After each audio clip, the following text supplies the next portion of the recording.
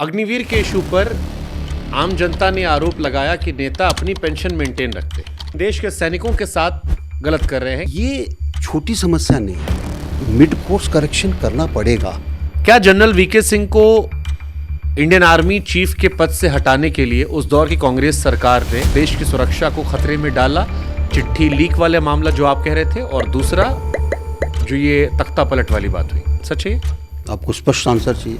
बिल्कुल सही है। क्या जनरल वीके सिंह को नरेंद्र मोदी की अगुवाई वाली सरकार ने वो सम्मान नहीं दिया जो उनके जूनियर्स को, जिसमें एस जयशंकर साहब हैं, हरदीप पुरी साहब, अश्विनी वैष्णव जी, आर.के. सिंह साहब, उनको कैबिनेट मिनिस्टर बनवाया, लेकिन आपको छोटे ओहदे पे मंत्री बनाकर रखा? कांग्रेस के आला कमान से भी रिश्ते आपके बहुत अच्छे नहीं थे।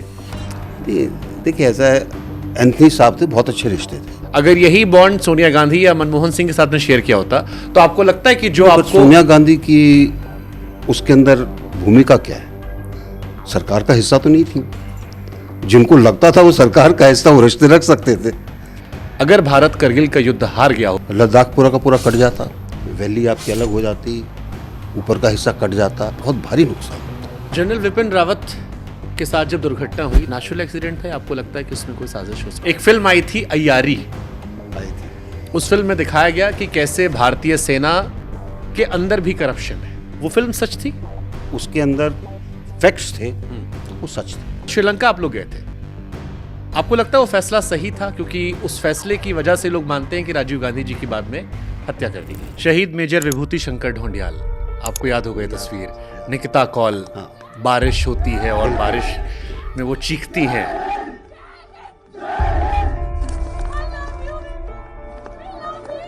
निकिता कौल ने जब आर्मी ज्वाइन की, महिलाएं आर्मी में आने लगी, तो एक चीज़ जो हमने डिसीजन लिया वो ये था कि हमको खासकर उन वीरांगनाओं को जिनके हस्बैंड नहीं रहे, उनको मोटिवेट करना चाहिए। एक फिल्म आई थी कश्मीर को लेकर, कश्मीर में खुलेआम रेप हो रहे थे, सारी घटनाएं सच है? 100% सही है।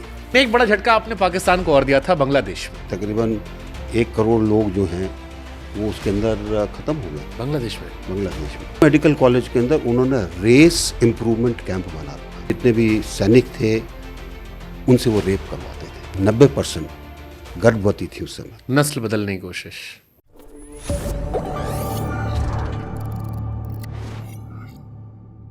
ये कहते हैं कि a soldier is never off duty. फौजी जो होता है वो कभी भी ड्यूटी से हटता नहीं है। और आज जिस फौजी को हम लेकर आए हैं, उन्होंने देश की सेना को लीड किया है। नाम जनरल वीके सिंह साहब, रिटायर्ड इंडियन आर्मी चीफ। संसार के सारे अवार्ड जो हैं फौज के, वो उनसे नवाजे गए हैं। परम विशिष्ट सेवा मेडल, अति विशिष्ट सेवा मेडल, युद्ध सेवा मेडल। लेकिन पहचान इससे कहीं ज्यादा है। एक पहचान आर्मी चीफ के तौर पर है, एक पहचान सियासी नेता के तौर पर है, एक पहचान उस जनरल के तौर पर है जो उम्मीदों का जनरल है, जिसने देश और विदेश में जब जब भारतीयों पर मुसीबत आई तब तब ये बताया कि a soldier is never off duty. Thank you so much sir for giving time. बहुत बहुत धन्यवाद। When people say thank you for your services, मैं उनको कहूँगा कि आप डिजर्व करते थे। The nation deserves our services, that is why we rendered our services. But आपकी बात सुनकर मुझे एक बात याद आई, मुझे लगा कि मुझे कहना चाहिए कि पिक्चर अभी बाकी है मेरे दोस्त। देखिए, पिक्चर तो जब तक जिंदगी पूरी नहीं होती सबकी बाकी रहती है। आगे क्या होगा किसको नहीं पता। ट्रू। और मुझे नहीं पता था कि मैं पॉलिटिक्स में आऊँगा, कभी सोचा नहीं था। पॉलिटिक्स से बहुत दूर था। ना मेरे परिवार में, जो आपने कहा कि डायनेस्टी का कुछ होना चाहिए, कोई नहीं। शायद आपके परिवार में 6 भाई बहन आप थे, और सभी आर्मी में, दादाजी आर्मी में, बहनों के भी हस्बैंड आर्मी में, सब फौजी। कौन कौन है, चलो बताइए ना सर। फादर आर्मी में, ओके। दादाजी आर्मी में, नानाजी आर्मी में, फादर के सब भाई आर्मी में, उनकी सब बहनों के हस्बैंड आर्मी में, मेरी बेटी का हस्बैंड आर्मी में। सुपर। तो उससे पहले भी सब आर्मी में। कहीं ना कहीं उनको सिर्फ आर्मी के चक्कर के अंदर ही रहना था। तो एक और शायद यही कारण था कि हालांकि पिताजी चाहते थे कि हम इंजीनियरिंग कर लें बिट्स के अंदर, पर वो दिमाग के अंदर घुसा हुआ था फौज में जाना है। तो उनकी इच्छा के विपरीत मैं कहूँगा, बिना उनको बताए एनडीए का फॉर्म भरा गया, हाउस मास्टर ने साइन किया, क्योंकि गार्जियन वो हैं। यानी 2 साल में 3 महीने को छोड़कर पूरे टाइम हॉस्टल में थे, और गलती से पास हो गए। फिर एसएसबी आया तो फादर को लिखा कि भाई एसएसबी आ गया। उनका कौन सा एसएसबी, कैसे तुम एसएसबी में जा रहे हो? मैंने कहा मैंने एनडीए का एग्ज़ाम पास कर लिया। उनका अच्छा ठीक है, एसएसबी कर रहा हो, एक्सपीरियंस अच्छा है, लेकिन उसके बाद स्कूल चले जाना। एसएसबी करने गए, एयरफोर्स का एसएसबी था, मैं एयरफोर्स कैडेट था। एसएसबी में पास हो गए। मैंने कहा मेडिकल कराया, तो उन्होंने कहा मेडिकल कराया, मेडिकल में भी पास हो गए। उसके बाद मेरिट में भी नंबर आ गया, अच्छा नंबर आया। तो मैंने कहा अब तो जाना है। उन्होंने कहा कहीं नहीं जाना, अपना संदूक उठाओ, स्कूल में वापस। तो स्कूल में अब बड़ा मन के अंदर था, एक इच्छा है कि भाई सब कुछ हो गया। तो वहाँ पे जाके जब तक वो फ्रेश होने गए, हमारे हेडमास्टर साहब जो थे, उन दिनों में हेडमास्टर बोलते हैं, आजकल तो सब प्रिंसिपल हैं। तो उनको मैंने कहा सर, इतने साल आपने मुझे देखा है, क्लास 1 से लेके क्लास 11th के अंदर था मैं उस टाइम। तो मैंने कहा एक कभी आपसे कुछ मांगा नहीं, एक चीज़ चाहिए, मुझे जाने दो। उन्होंने फिर 2 घंटे फादर को समझाया,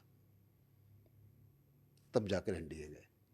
तो एक कई बार चीज़ें अलग उसमें होती हैं। तो क्यों आपको रोकना चाह रहे थे कि आप फौज में ना जाएं? मुझे नहीं पता, उनकी शायद इच्छा ये थी कि कोई तो इस रास्ते से दूसरी तरफ चले। और तो मुझे कुछ समझ में नहीं आता, पर मुझे लगता है कि उनकी इच्छा ये थी कि भाई, असल में थोड़ा गलती से पढ़ाई में थोड़ा ठीक था मैं, और 10th बोर्ड के अंदर, राजस्थान बोर्ड के अंदर अच्छा जगह आई थी। नेशनल टैलेंट स्कॉलरशिप जो होती है, उसकी चिट्ठी आ गई थी कि भाई आपको ये मिलेगी। तो उनको लगा कि भाई ये पढ़ सकता है, क्योंकि आमतौर पे एक लोगों के अंदर धारणा होती है, पढ़ने वाले आर्मी में नहीं जाते, एक धारणा होती है। हाँ, मतलब शायद मेरे मन में भी थी, मुझे नहीं पता था कि एनडीए में जाते ही इतनी ज़्यादा किताबें मिलेंगी कि मैं कहूँगा कहाँ आ गए। तो हम अक्सर बॉलीवुड में नेपोटिज्म की बात करते हैं, यहाँ तो लग रहा है कि फैमिली में आप इंस्पायर होकर आए। 6 पीढ़ी। सो एक सवाल जो सबके मन में आता है कि जैसे देश में हम फौजी को देखते हैं तो हमारे ऑटोमेटिक हाथ सैल्यूट करने आता है। फौजी होने का एहसास क्या होता है? क्योंकि आपका तो पूरा खानदान, पिछली जनरेशन, करंट जनरेशन और जिस तरह दिख रहा है फ्यूचर जनरेशन भी। देखिए, फौजी होने का सबसे बड़ा एहसास है कि आपकी ज़िंदगी जो है वो आपकी नहीं है। So beautiful. आपने आपने अपनी ज़िंदगी दे दी, और अब आप जो है उसको उसी हिसाब से जिएंगे जिससे कि वो ज़िंदगी सार्थक सिद्ध हो, जिस पर्पज़ के लिए आप हैं। ये एक बहुत बड़ा एहसास है। और मैं आपको एक छोटा सा एक किस्सा बताता हूँ। एक हमारे ऑफिसर थे, मेजर जनरल थे, उनका बेटा मैनेजमेंट कर रहा था, फाइनल ईयर के अंदर था एमबीए के। उस टाइम ये कारगिल का युद्ध हुआ। उसके बाद वो अपने आप शॉर्ट सर्विस कमीशन का उसने भरा, और जिस दिन जैसे मैंने बताया था, उसने अपने फादर को कहा मेरा एसएसबी आ गया। तो उन्होंने कहा भाई मैं तुमको, जैसे तुम क्लास 9th में थे, मैं कह रहा हूँ कि फ़ौज में जाओ, तुमने कहा मुझे फ़ौज में नहीं जाना, मुझे आपकी तरह नहीं बनना, तो अब क्या हुआ? तो उसने कहा डैड, मुझे एक चीज़ का एहसास हुआ, मैं कुछ भी बन जाऊँ मैनेजमेंट करके, लोग अब मुझे दूसरी तरफ से नहीं देखेंगे, पर अगर मैं यूनिफॉर्म में चलता हूँ तो सब लोग मुझे देखते हैं। एक अलग एक एहसास है, और मेरे ख्याल से लोगों के अंदर भी ये एहसास रहता है कि भाई ये फौजी है तो इसके अंदर कोई ना कोई ऐसी भावना है जो अलग है। अब फिर मेरे मन में एक सवाल आता है सर, और ये बहुत ही कॉमन सवाल है। एक पुलिस वाला भी वर्दी पहनता है, एक फौजी भी वर्दी पहनता है। फौजी में क्या ऐसा है कि नजरिया बदल जाता है? सेवा तो दोनों देश की कर रहे हैं। देखिए दोनों एक हैं। पहली चीज़ जो पुलिस में है, उसका काम जिस तरह का पड़ता है, उसमें ज़्यादातर कमियां दिखाई देने लगती हैं। आप ऑनेस्ट से ऑनेस्ट पुलिस वाले को भी ले लेंगे, कोई ना कोई कहेगा नहीं जी, जब फौजी है उसके अंदर ये चीज़ कम दिखाई देती है। क्योंकि डायरेक्ट इंटरेक्शन नहीं है हमारा रोजमर्रा की नहीं, जिंदगी में। डायरेक्ट इंटरेक्शन की बात नहीं है, सिस्टम ऐसा है, एक सिस्टम अलग है। उस सिस्टम के अंदर समर्पण की जो अगर हम क्वांटिटी लें, वो क्वांटिटी उनके अंदर ज़्यादा है। दूसरी तरफ है, ठीक है, रोजी रोटी का मामला है, तो इसलिए थोड़ा सा फर्क पड़ जाता है। ट्रू। वो रोजी रोटी का मामला नहीं है। आप जो भी करते हो वो एक ही भावना से करते हो, यहाँ पे चल जाता है। मैंने कई सारे फौजियों को देखा करगिल में या उसके बाद जब हम टीवी पर कवर करते थे, जिनके बच्चे देश की रक्षा करते करते वीरगति को प्राप्त हो गए, लेकिन फिर भी अगली जनरेशन जो है वो तैयार हो रही है फौज में जाने के लिए। कई बार रोजमर्रा की जिंदगी में मेरे जैसे लड़कों के मन में सवाल आता है कि लोग लॉन्ग डिस्टेंस रिलेशनशिप नहीं चला पाते, कि हमारी गर्लफ्रेंड दूर रहती तो हम कैसे बात करेंगे। एक फौजी आधा जीवन देश के नाम पर सरहदों पर, ऐसी जगहों पर जहां पर मूलभूत सुविधाएं नहीं है, वहां रहता है और परिवार भी खुश है, फक्र महसूस कर रहा है। अगर वीरगति को प्राप्त हो तो नई पीढ़ी जो है वो भी कह रही कि मुझे भी वही करना है। ये क्या भावना, ये भावना देखिए, भावना सिर्फ एक ही है, और वो भावना ये है कि जिस दिन वो फौज में जाता है, वो एक तरीके से ये लिख के जाता है कि अब मैं हूँ परिवार का, जो भी मैं करूँगा, लेकिन मेरा मेन परिवार अब देश है, मैंने उधर ही काम करना है। और इसी तरीके से जो वीरगति को प्राप्त होता है, सबको दुख होता है, फक्र भी होता है, लेकिन एक जो फौज का खुद का एक सपोर्ट सिस्टम, फौज एक परिवार है वाकई में। आप हम लोग, हमारे लिए एक लार्जर फैमिली फौज है, सपोर्ट सिस्टम फौज है। तो वो हमारी जो वीर नारियां हैं, सब कुछ चला गया, उस सपोर्ट सिस्टम के कारण उनको लगता है कि परिवार अभी भी उनके साथ है, और एक उनके अंदर तब तक भावना भर जाती है कि भाई ठीक है, मेरे पति, मेरा भाई, मेरा बेटा जो भी है वो चला गया, मैं इसके आने वाली जो पीढ़ी है उसको यहीं पर भेजना है, ताकि जो नाम वो पूरा नहीं कर पाए उस नाम को वो आगे ले जा सके। एक आपकी बात सुनकर मुझे वो एक ब्रेव लेडी याद आ गई, उनका मैं नाम मिस कर रहा हूँ। उनके हस्बैंड वीरगति को प्राप्त हुए थे और उन्होंने फिर पढ़ाई की। उनकी एक वीडियो बड़ा वायरल हुआ था, वो अपने बारिश हो रही है और अपने हस्बैंड को लेकर वो कस के रोती हैं तिरंगे में लिपटे हुए, और अभी उन्होंने रिसेंटली एग्जाम क्रैक करके वो आर्मी में ज्वाइन किया उन्होंने। ये सिस्टम जब बना कि जब महिलाएं आर्मी में आने लगीं, तो एक चीज़ जो हमने डिसीजन लिया वो ये था कि हमको खासकर उन वीरांगनाओं को जिनके हस्बैंड नहीं रहे, उनको मोटिवेट करना चाहिए, ताकि वो आ सकें, उनकी ज़िंदगी बन सके, उनका लगाव ना टूटे, और वो अपनी देखभाल कर सकती हैं। नहीं तो बड़ा मुश्किल होता है। मैं आपको एक अपने ऑफिसर की बात बताता हूँ। कर्नल अवस्थी हमारी यूनिट के थे, लेकिन कमांड की उन्होंने 4 राजपूत 62 के अंदर लड़ते हुए मारे गए। छोटा सा परिवार था, लखनऊ में था परिवार, 2 बेटियां थीं। उस टाइम इतना सपोर्ट सिस्टम नहीं था, लेकिन वो लोग बड़े हुए, और उनमें से एक की शादी भी फौज में हुई जी। ये जो कष्टदायक उस टाइम जो ज़िंदगी थी, शायद आज धीरे धीरे उसको फौज ठीक कर पाई है। उसमें कई चीज़ें जुड़ गई, सपोर्ट सिस्टम ठीक हो गया, उस टाइम नहीं था। और मेरा मानना है कि अ, उन जितना बहादुर, उन वीर नारियों जितना बहादुर और कोई नहीं हो सकता, जी। जिन्होंने अपना परिवार भी चलाना है, सब कुछ खो चुकी हैं, और अगर सपोर्ट सिस्टम ना हो तो कैसे वो संघर्ष करके अपनी ज़िंदगी को और अपने परिवार को चला सकती हैं, उससे बड़ा मेरे ख्याल से त्याग कुछ नहीं हो सकता। ये खबर सर थी शहीद मेजर विभूति शंकर ढोंडियाल, आपको याद हो गई याद है, तस्वीर, याद है। निकिता कौल, हाँ, बारिश होती है और बिल्कुल, बारिश बिल्कुल। में वो चीखती हैं।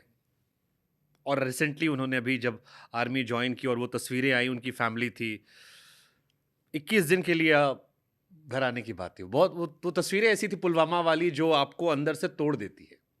हम सब ने, मुझे याद है मैं अपनी मम्मी के साथ बैठ के तस्वीरें देख रहा था और हम फूट फूट कर रो रहे थे उनकी बहादुरी को लेकर। और निकिता कौल ने जब आर्मी ज्वाइन की तो हम सब के दिल से निकला कि ये क्या भावना थी। लोग रिश्ते तोड़ के चले आते हैं, she is so young, but उन्होंने अपनी पूरी लाइफ हस्बैंड को डेडिकेट कर दी। बहुत से ऐसे, और यही एक मैं कहूँगा कि हमारे सेना के अंदर और दुनिया की दूसरी सेनाओं में अंतर है।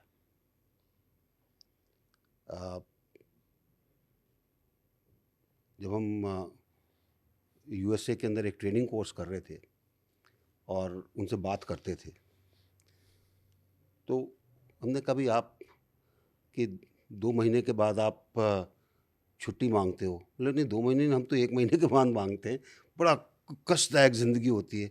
मैंने कहा हमारे यहाँ तो सोल्जर जो 3-3 साल रहता है, उसके बाद फिर कहता है कि और रखोगे तो मैं और रह जाऊँगा। मैंने कहा ये हमारे अंदर अंतर है। और उसके बाद फिर उनको कारगिल के बारे में बताया कि किस तरीके से, कल कारगिल दिवस है, ट्रू।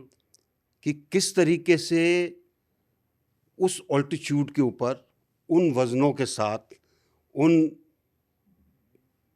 चट्टानी पहाड़ों के ऊपर कोई अगर चल सकता है, लड़कर उसको ले सकता है, तो भारतीय सैनिक, और किसी के अंदर हिम्मत नहीं है। मैं करगिल का जिक्र बाद में करने वाला था, लेकिन क्योंकि आपने जिक्र कर दिया, साल 2019 में मुझे करगिल जाने का सौभाग्य मिला। 20 साल हो गए थे तब करगिल को। करगिल में जब हम गए और ऊंची ऊंची पहाड़ियों पर देखा, तो जो हम किस्से सुनाते थे टीवी पर कि हम नीचे थे वो ऊपर थे, उन्हें हाइट का फायदा था, मुसीबतें कितनी ज़्यादा हैं। गर्मी के दिनों में हम गए तो हमारी हालत ख़राब थी। यही जुलाई का महीना था, हम गए थे और ठंड में वो युद्ध लड़ा गया था। यही बताया गया कि सही से जूते तक नहीं हुआ करते थे उस दौर में, वो सारे इक्विपमेंट्स नहीं थे कि आप वहाँ चढ़ कर जाओ, लेकिन हौसला था, जज्बा था, और हम वहाँ पे वो फतेह हमने हासिल कर ली। अब मेरा एक सवाल आपसे आज है कि अगर करगिल की वो लड़ाई हम हार गए होते, हम जीत गए, कई सारी कमियां कहते हैं जीत छुपा देती है, अगर भारत करगिल का युद्ध हार गया होता, जिसके चांसेस उस प्लानिंग को देखकर आज भी ऑफिसर्स कहते हैं, क्या बदल जाता भारत में सर? देखिए, आपका लद्दाख पूरा का पूरा कट जाता,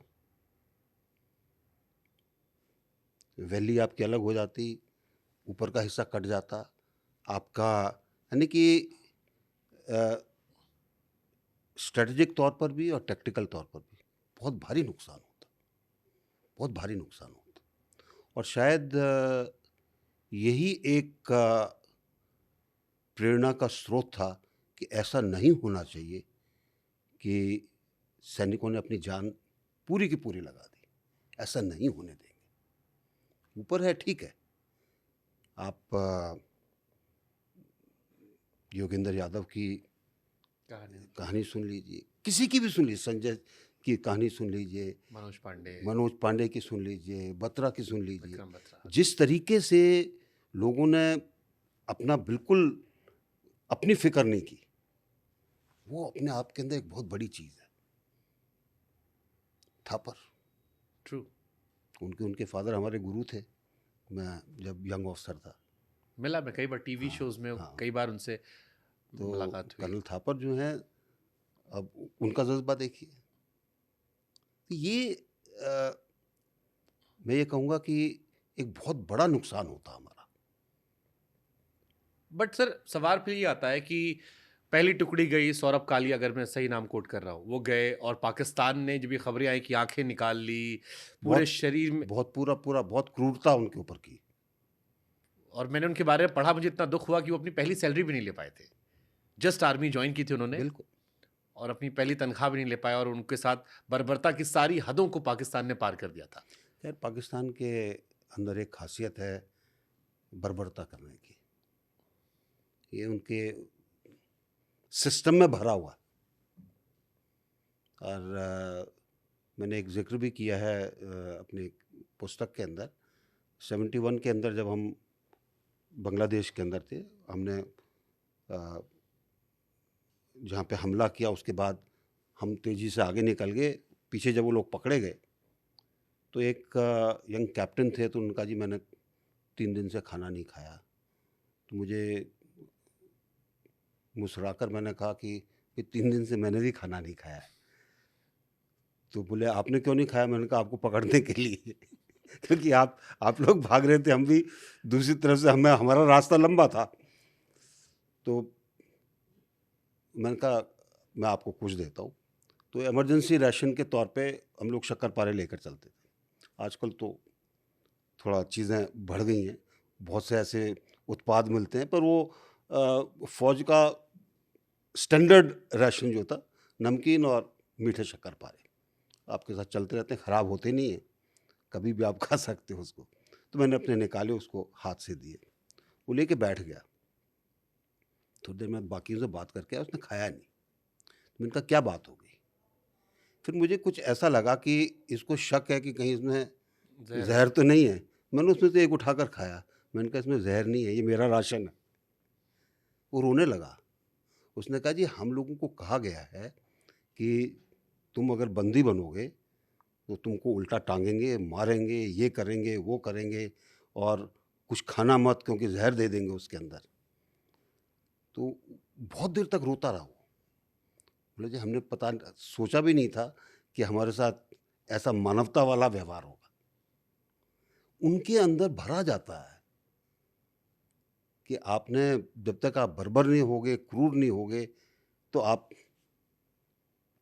यानी कि आपके लिए तो दुश्मन जो है उसके साथ पूरी पूरी क्रूरता होनी चाहिए। बहुत इंसिडेंट है, बहुत इंसिडेंट है। मैं जब उस घटना में गया सर उस जगह पर, तो मेरी वहाँ पे एक ऑफिसर से बात हुई। तो उन ऑफिसर ने कहा कि मुशर्रफ एक आर्मी चीफ के तौर पर ब्रिलियंट थे उस प्लानिंग में, और मुझे बड़ी हैरानी हुई कि इंडियन आर्मी का एक सीनियर ऑफिसर ये बात कह रहा है। उन्होंने कहा कि हमारे फौजियों का जज्बा था, जो बात आपने कही कि भारत कट जाएगा इन हिस्सों से, इसलिए हम जीत गए वो युद्ध, वरना प्लानिंग के पॉइंट ऑफ व्यू से मुशर्रफ ब्रिलियंट था।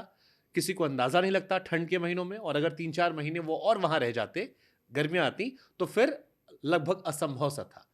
मैंने फिर आपको भी कहीं कोट करते हुए देखा मुशर्रफ को। क्या मुशर्रफ वाकई में ब्रिलियंट थे, और अगर थे तो फिर पाकिस्तान हारा क्यों कर गया? इसमें ब्रिलियंस की वो नहीं थी।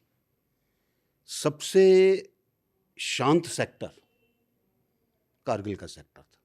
यहाँ पर लाइन ऑफ कंट्रोल जो है वो शिखरों के ऊपर से जाती है। अगर आप किसी शिखर पे बैठ गए तो हमने लाइन ऑफ कंट्रोल वायलेट कर दी, तो इसलिए कोई वायलेट नहीं करता था। तो यहाँ पे कुछ होता नहीं था। यानी ये कहना चाहिए कि बाकी लाइन ऑफ कंट्रोल के सेक्टर जो हैं वहाँ पर कुछ ना कुछ छुटपुट ज़रूर होता था, कारगिल के अंदर नहीं होता था। और उस इलाके को चूज़ करना, उसके बाद तैयारी करना, और उस तैयारी का हमको पता ना चले, उस फैक्टर को भी आप डाल लीजिए, तो उनको सक्सेस मिली। और मेरा अपना मत ये है कि इतनी सक्सेस मिलनी नहीं चाहिए थी। ये सवाल उठना चाहिए ना, कैसे इतने समय तक पता नहीं लगा हमें कि देखिए, वो आए, वही बंकर है, बना लिए, हमारे वहां रहने यहाँ लगे। कहीं ना कहीं इंटेलिजेंस के फेलियर हर युद्ध के अंदर हुए हैं। क्योंकि जिस तरीके से इंटेलिजेंस का ढांचा है, सरहद के पार की खबर कोई एजेंसी देती है, सरहद के इस तरफ दूसरी एजेंसी होती है, मिलिट्री इंटेलिजेंस का दूसरा काम है, तो तालमेल, समन्वय नहीं है, और इसीलिए गड़बड़ होती है। अगर तालमेल और समन्वय होता तो इतने हेलीकॉप्टर सामान ला रहे थे, इतना वहाँ पे सब सप्लाई स्टॉक की जा रही थी, इतना कुछ हो रहा था, और उनको भी पता था कि जब बर्फ़ ज़्यादा हो जाती है तो आगे की पोस्ट वेकेट करते हैं, वो भी करते हैं, हम भी करते हैं। एक यूनिट थी जिसके सीईओ ने कहा, आपकी बार मैं नहीं वैकेट करूँगा। लोग बाग उस पर नाराज़ हो गए। यहाँ तक नौबत आ गई कि आपको तो कोर्ट मार्शल हो जाएगा। लेकिन शुक्र है वो टिके रहे वहाँ पर, तो उस इलाके में बच गए। नहीं तो उस इलाके के अंदर भी आके बैठ सकते थे और फिर और ज़्यादा दिक्कत होती। तो ये जो इंटेलिजेंस का जो फेलियर है, ये आपको हर हमारे क्या युद्ध हमने में करगिल में शुरू में भी लापरवाही बरती? सौरभ कालिया वाला इंसिडेंट, या कई वही। खबरें मैंने पढ़ी कि कहा गया नहीं कुछ लोकल टेररिस्ट है या कुछ देखिए, गडरिये वो हैं, बहुत उनके सारी बातें निकल कर आई थी। ड्रेस तो वही थी जो हमारे जो गुजर बकरवाल वगैरह थे जिन्होंने खबर दी, हम्म, तो उन्होंने खबर तो यही दी कि कुछ लोग हैं, वर्दी में नहीं थे लेकिन हथियार वगैरह थे। तो ये जो एक जो मुस्तैदी आनी चाहिए थी कि अच्छा ठीक है, टेररिस्ट हैं, होंगे 4 5 6 7, उनको हम भगा देंगे, लेकिन लोग बाग ज़्यादा थे। ये कहीं ना कहीं पे एक इंटेलिजेंस फेलियर था। करगिल सियाचिन का बदला लेने के लिए था या कश्मीर के इशू को दोबारा स्टार्ट करने के लिए था? नहीं, सियाचिन का बदला नहीं था। सियाचिन की एक अलग चीज़ है। बट वो हार तो पाकिस्तान के दिल में रही ना हाँ, कि नहीं, लेकिन कारगिल जो है, अगर आप देखें, जब तक कारगिल नहीं हुआ था, कश्मीर जो है वो ठंडे बस्ते में जा चुका था दुनिया की निगाहों में। ज़्यादा उसके ऊपर कुछ नहीं होता था, चीज़ें जैसी हैं वैसी हैं। थोड़ी बहुत छुटपुट लाइन ऑफ कंट्रोल पे फायरिंग होती है, वो कोई उसके ज़्यादा वो नहीं थी, अहमियत नहीं थी। एक तरह से स्टेबिलिटी थी। उस स्टेबिलिटी को तोड़ने का ज़रिया मुशर्रफ ने अपनाया, वो कारगिल का था। बहुत यानी डीपर प्लानिंग थी, लंबा सोच के। और कारगिल की जो लोकेशन है, आप गए हैं, आपने देखा होगा, जी, हमारा नेशनल हाईवे वो पहाड़ी से डोमिनेट होता है और कोई रास्ता निकलने का नहीं है। आप चोटी बैठे तो आप हाईवे डिस्ट्रॉय कर सकते हैं। अच्छा, अब वो वहाँ से अगर हाईवे आपका डोमिनेट हो जाता है, कोई उस पर निकल नहीं सकता है, सप्लाई लाइन कट जाती है, तो आपके पास दिक्कत है कि नहीं? पूरा आप यहाँ से कुछ भेज ही नहीं सकते। हाँ, तो वो ना राशन, एक ना एक फौज। एक, एक, एक बहुत बड़ी समस्या थी। और मैं तो कहूँगा कि देश को आभारी होना चाहिए उन सैनिकों के लिए जिन्होंने अपना सर्वस्व वहाँ पर दे दिया, लेकिन भगा दिया उनको। ट्रू। एक खबर सर और आई थी कि पाकिस्तान ने अपने सैनिकों की डेड बॉडीज को ओन करने से मना कर दिया था। बिल्कुल, क्योंकि सच था? उन्होंने क्या किया कि एनएलआई जो थी, उसको उन्होंने दिखाने की कोशिश की कि वो रेगुलर नहीं है और वो टेररिस्ट है। उन्होंने भी वो हमने कहा कि हमने शुरू में कहा कि टेररिस्ट हैं, उन्होंने ये दिखाने की कोशिश की कि टेररिस्ट हैं, सिविल कपड़ों में थे और इसलिए उनको वापस नहीं लेना चाहते थे। कुछ जगह पर वापस भी हुए, लेकिन कई जगह पर उनको हमें दफनाना पड़ा। कई सारे पाकिस्तानी जर्नलिस्ट को मैं कभी कभी कॉलम लिख के देता हूँ, वो कहते हैं करगिल हमने जीती थी, वो उनका एक अलग कोशिश करते बताने की। ऐसा है कि वो हमेशा हमेशा ऐसी बात कहेंगे। अच्छा, वो हर युद्ध को कहते हैं कि हाँ, हर युद्ध हमने जीता था। बिल्कुल, वो उनके दिमाग में भर दिया गया है। उनके यहाँ तो इतिहास की किताब जो शुरू होती है बचपन से, उसमें यही होता है कि वही सब कुछ थे दुनिया में और कोई नहीं था। लेकिन एक बड़ा झटका आपने पाकिस्तान को और दिया था बांग्लादेश में। बांग्लादेश में आपकी भूमिका अच्छी थी, महत्वपूर्ण भूमिका आपकी थी। बांग्लादेश का एक अलग वो था। जिस तरीके से चीज़ें चली वहाँ पर और जिस तरीके से शेख मुजीबुर रहमान को कैदी बना लिया गया, एक अलग संस्कृति थी, अलग सब कुछ था। व्यवहार उनके साथ गलत था और इसमें भुट्टो की बड़ी वो रही कि ये तो कौम ही गलत है, ये तो मैंने एक स्टोरी की हाँ, थी इस पे की। हाँ, तो और उसके बाद जब उनको दबाने की जो कोशिश की गई, लोगों का तो मानना ये है कि तकरीबन 1 करोड़ लोग जो हैं वो उसके अंदर ख़त्म हो गए बांग्लादेश में। 1 करोड़ से ज़्यादा तो हमारे यहाँ दौड़ कर आए जिन्होंने जो शरणार्थी बने। तो और वो जो बर्बरता जो थी वो इसीलिए भारत को जाना पड़ा। मैंने सुना कि बहुत सारी आर्मी के जो कैंप थे वहां पर महिलाओं के कपड़े मिले थे, बहुत रेप बहुत किया गया था बांग्लादेश बहुत की कुछ, महिलाओं के साथ। बहुत कुछ। एक उस टाइम किताब लिखी थी, पाकिस्तानी जर्नलिस्ट थे गोंजाल्वेज, पाकिस्तानी जर्नलिस्ट थे, उनकी किताब थी रेप ऑफ बांग्लादेश। उसको कभी आपके हाथ लगे तो उसको पढ़िएगा। मैं ज़रूर कोशिश करूँगा पढ़ने की। पाकिस्तानी जर्नलिस्ट, बाद में उन्होंने पाकिस्तान छोड़ दिया इसके बाद, लेकिन किताब उनकी निकली थी। मेरे ख्याल से अगर मैं गलत नहीं होऊंगा तो 72 में वो किताब निकली थी। तो आप तो वहाँ रहे हैं, बांग्लादेश में बिल्कुल। सेवाएं दी हैं, आपने अपनी आंखों से वहाँ क्या देखा? वो जो आप बर्बरता बता आपने रहे देखी है? जो आप बता रहे हैं वो देखी भी, सुनी भी। और एक मैं आपको उसमें बता सकता हूँ कि जब हम चिटागोंग पहुँचे, हालांकि बंगाली में वो लोग चट्टग्राम बोलते हैं उसको, हम लोग सब चिटागोंग बोलते हैं। तो चिटागोंग के अंदर पहले दिन जब हम लोग गए तो अलग अलग जगह पर जाना था। तो उसमें जो उनका जो मेडिकल कॉलेज था, वहाँ पे हमारी टुकड़ी गई, उसके साथ थे। वो मेडिकल कॉलेज के अंदर उन्होंने रेस इम्प्रूवमेंट कैंप बना रखा था। थोड़ा सा अगर आप हमारे दर्शकों को आप डिटेल समझा पाएँ। रेस इम्प्रूवमेंट कैंप का मतलब था कि वहाँ पर एक जगह पर सब महिलाएं थीं जिनको अपने उनके जितने भी सैनिक थे उनसे वो रेप करवाते थे। और उनमें से मैं ये कहूँगा कि तकरीबन 90% गर्भवती थी उस समय। नस्ल बदलने की कोशिश। और जब उनके पास गए तो वो उन्होंने कहा कि अपना हथियार हमको दे दो ताकि हम अपने आप को मार सकें, हमें जीना नहीं है। बर्बरता बहुत हुई है। उसको दिक्कत क्या है कि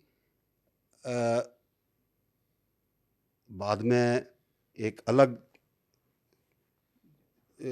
चीज़ हुई जब शेख मुजीबुर रहमान की हत्या हुई, पूरे परिवार को उस टाइम पे मार दिया गया। एक नैरेटिव बना पाकिस्तान की तरफ से, बड़ी कोशिश की उन्होंने कि इन सब चीज़ों को दबा, बोले ये तो कुछ हुआ ही नहीं, ऐसा कुछ नहीं हुआ, ये तो सब इंडिया जो है, भारत जो है वो इसके बारे में बोलता रहता है, ऐसा कुछ नहीं हुआ। हम तो बड़े अच्छे तरीके से हमने लोगों को रखा। जैसे लेट जिलानी साहब बोलते थे ना कश्मीर के अंदर कि बारामूला में कुछ नहीं हुआ, लेकिन इतिहास हम सबको पता, 7 दिन तक वहाँ पर लूटपाट और रेप हुई। वो तो कहते ये तो सब इंटेलिजेंस एजेंसियाँ बोलती हैं, कुछ नहीं हुआ। तो ये एक और किसी ने उसको नैरेटिव को तोड़ने की कोशिश नहीं की। और शायद इसी का असर है कि जो मौजूदा बांग्लादेश की पीढ़ी है, कई बार जब मेरे दोस्त, क्योंकि हमारे कई सारे मित्र कॉलेज में हुआ करते थे, तो जब बांग्लादेश वो गए तो मुझे 1-2 किस्से मैंने उनसे सुने। तो उन्होंने कहा कि एक बार इंडिया का मैच चला था पाकिस्तान के साथ, तो मैंने चीयर किया तो सब मुझे बड़े ऑकवर्ड तरीके से देखने लगे। हमने जो इतिहास पढ़ा था वो ये पढ़ा था कि हमने बांग्लादेश को आज़ाद करवाया, वहाँ के लोगों की मुसीबतों से बचाया, उनकी महिलाओं को रेप होने से बचाया।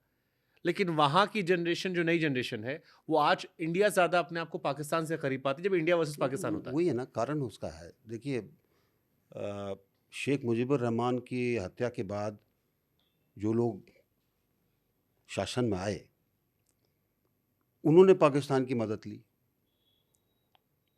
पाकिस्तान की आईएसआई तेज़ हुई, अलग अलग कट्टरपंथी संगठन वहाँ पे खड़े हुए, और उन सब ने लीपापोती इतनी अच्छी की कि जो जनरेशन आई वो तो ये सोचते रहे कि ये कुछ हुआ नहीं। और जिस तरीके से अगर आप इज़राइल को लें, जिस तरह उन्होंने हॉलोकॉस्ट म्यूज़ियम बनाया है, शायद वैसी किसी चीज़ की ज़रूरत थी कि लोग समझ सके उनके साथ हुआ क्या हुआ है। क्या था? नहीं पता उनको। वो ठीक है, जो मुक्ति योद्धा हैं या उनकी फैमिलीज़ हैं या उस टाइम के जो लोग हैं उनको पता है, लेकिन बाकी सब 2 अनभिज्ञ हैं। जनरेशन बाद लोग भूल गए। कोई फ़र्क नहीं पड़ता। अच्छा, ये आप पूरे हमारे इस भूखंड में हमारे यहाँ भी कुछ हो जाएगा, कुछ दिनों के बाद कुछ हुआ नहीं, भूल जाते हैं हम। बहुत जल्दी भूलते हैं हम, चीज़ें याद नहीं रहती। ट्रू। तो ये लोग कहते हैं कि अभी अब समय बदल चुका, अब आज के हाँ, आपके इतिहास में आपके साथ क्या हुआ? 1 करोड़ से ऊपर नहीं, अधिक लोग मर गए, नहीं लाखों नहीं महिलाओं जानना का चाहते, बलात्कार हुआ। नहीं जानना चाहते। वो हम लोगों को पता जो उस टाइम गए थे, क्या देखा वहाँ पर। वो जो सर 90,000 प्लस सरेंडर वाली कहानी आती है, एक बड़ी अच्छी तस्वीर आती है इंडियन आर्मी के पीछे पाकिस्तान के जनरल ऐसे खड़े हुए हैं सर झुकाए, जो अक्सर हम 14-15 अगस्त को एक्सचेंज करते रहते हैं एक दूसरे से। देखिए, हम जब अनाउंस हुआ कि सरेंडर होगा, सरेंडर हुआ, उसके बाद जहाँ जहाँ जो लोग थे उनका सरेंडर लिया गया। हम लोगों ने चिटगोंग के अंदर सरेंडर लिया, तो हम लोग पहाड़ के अंदर से चिटगोंग की तरफ जा रहे थे, और एक रोड थी जो कि कोस्ट, समुद्र से ज़्यादा दूर नहीं है, पहाड़ियाँ थी, रोड थी, उसके नज़दीक समुद्र था। तो हम लोग जंगल में से निकले, और पहली जगह जब हम पहुँचे तो वो थी पाकिस्तान टोबैको कंपनी, जैसे इंडियन टोबैको कंपनी है, उसके जो मैनेजर थे वो अंग्रेज़ थे। तो पहुँचे, उन्होंने कहा कि भाई हम आपको ब्रेकफास्ट वगैरह देते हैं, जगह मिली कि किसी को नहाना है तो नहा सकता है। और हालत तो जैसी थी, 2-3 दिन से चल रहे थे जंगल के अंदर से। उसके बाद हम लोगों को बोला गया कि भाई फलां जगह पे आप जाएंगे तो आपको वहाँ पर पाकिस्तानी सेना के लोग मिलेंगे, वो आपको लेके जाएंगे ताकि आप वहाँ पे जाके सरेंडर ले सकें। हम वहाँ पर पहुँचे तो स्टार्च लगी हुई यूनिफॉर्म, बढ़िया स्मार्ट कपड़ों के अंदर उनके 2 अफसर मिले, और हम लोग वही क्या कहते हैं ये यूनिफॉर्म जिसके रंग उतरे हुए थे, जंगल से चल के आ रहे थे, लड़ाई की हालत थी,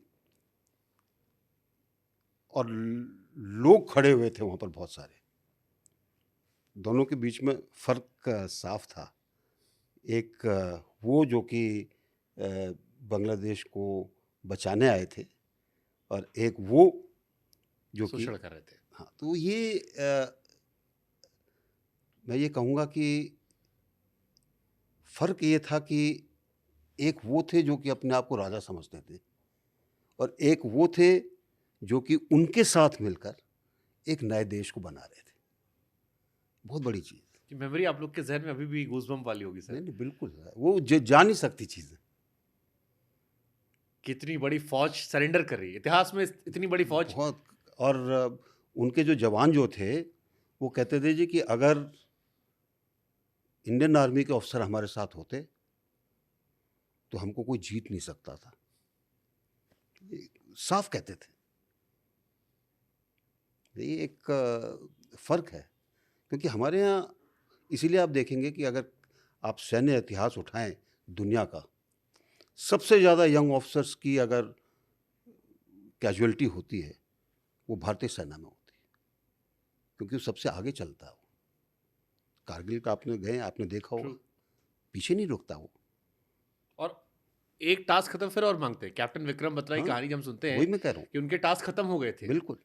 उन्होंने कहा ये दिल मांगे और चाहिए मुझे, एक अगला तो असाइनमेंट दीजिए। ये एक जो भावना है हमारे उसके अंदर, ये ही विजय दिलाती है, और यही चीज़ है जो हमारे जवान के अंदर भी एक चीज़ पैदा करती है कि देखिए अफसर हमारे साथ रहेगा, वो हमको ऐसा कोई काम नहीं बताएगा जो वो खुद नहीं कर सकता। ट्रू। ये फ़र्क है। और शायद इसीलिए उस अफसर को देखकर तन मन धन सब बिल्कुल। समर्पण होता है। बिल्कुल।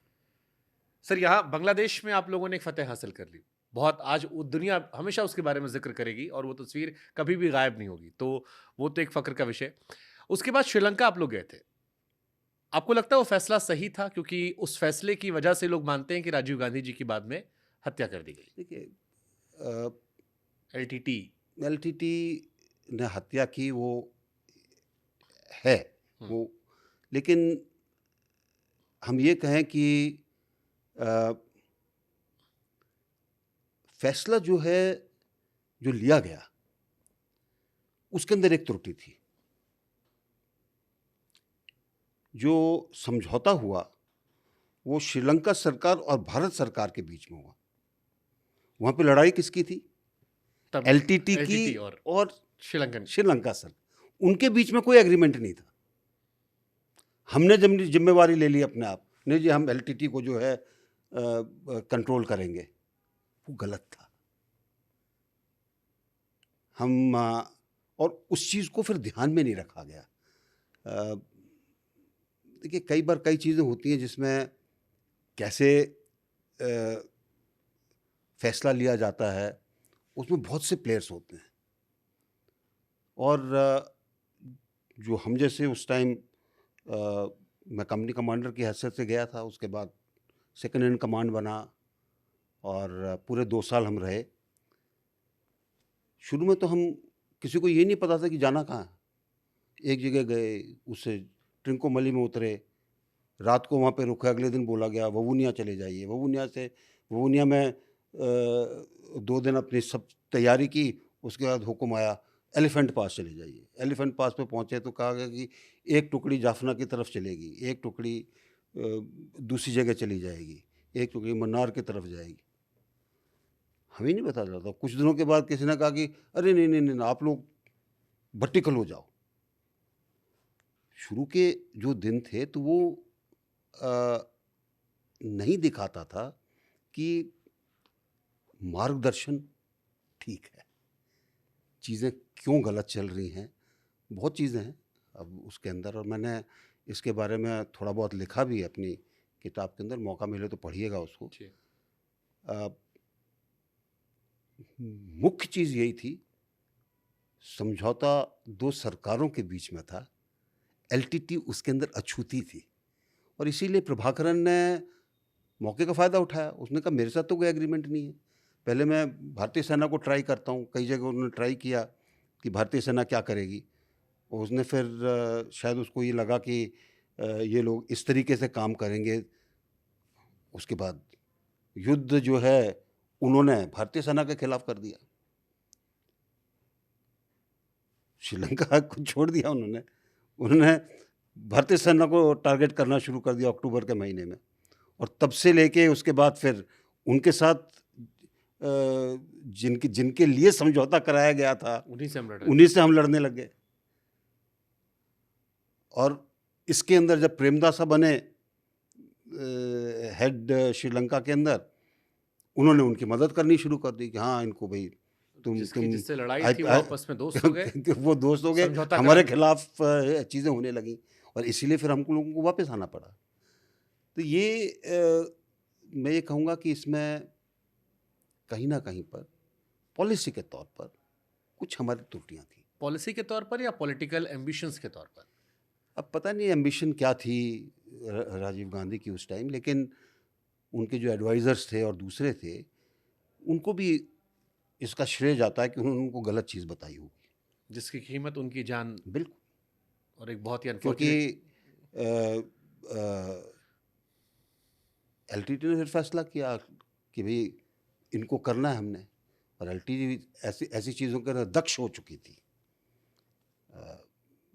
हर तरीके से। यानी कि मैं ये कहूँ कि अगर भारतीय सेना खुले तौर पर युद्ध करती, शुरू में हमें दिक्कत थी क्योंकि हम उसके लिए गए नहीं थे, हम तो पीस कीपिंग फोर्स थे, लेकिन आप युद्ध में ढकेले गए। और जैसा कि हमारी एक खासियत है, हम धीरे धीरे जो है उसके अंदर जब आती है बात तो उस पर खरे उतरते हैं।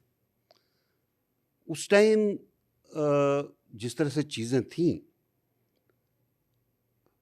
ये कहिए कि हम उसके अंदर ऊपर थे, और उसके बाद फिर एक पॉलिसी डिसीजन हुआ नहीं छोड़ दो। तमिलनाडु का प्रेशर था, दूसरा था, छोड़ के आ गए।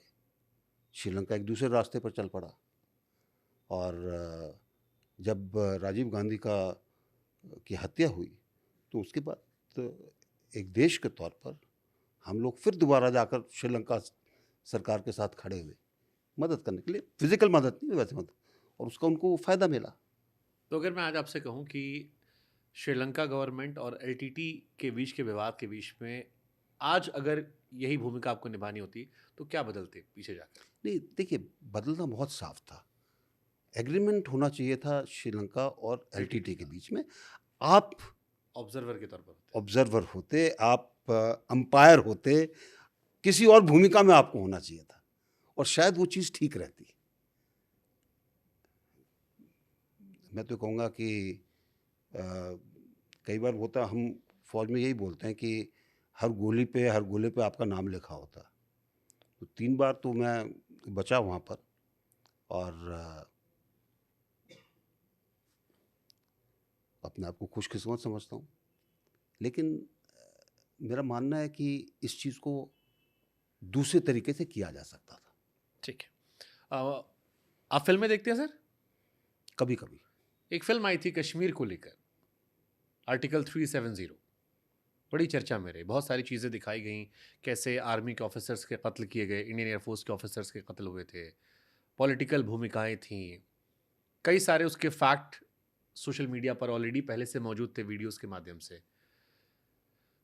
कश्मीर, आपने भी खुद कहा, एक घटना में जिक्र किया था कि कई लोग कहते हैं कि अरे ये सब तो इंटेलिजेंस की बात है। 90 के दशक में जो हम सुनते हैं कि कश्मीर में खुलेआम रेप हो रहे थे, पुरुषों को भगाने की बात कही गई थी, सारी घटनाएं सच है? जो घटनाएँ कश्मीर फाइल में दिखाई गई, 100% सही है। कोई उसमें ना इधर है ना उधर है। घटनाएँ पूरी की पूरी, थोड़ा पिक्चराइज़ेशन होता है वो, पर घटनाएँ सब की सब सही है। और मैं ये कहूँगा कि देश के तौर पर शायद उसको 90 के दशक में दूसरे तरीके से टैकल करने की ज़रूरत थी।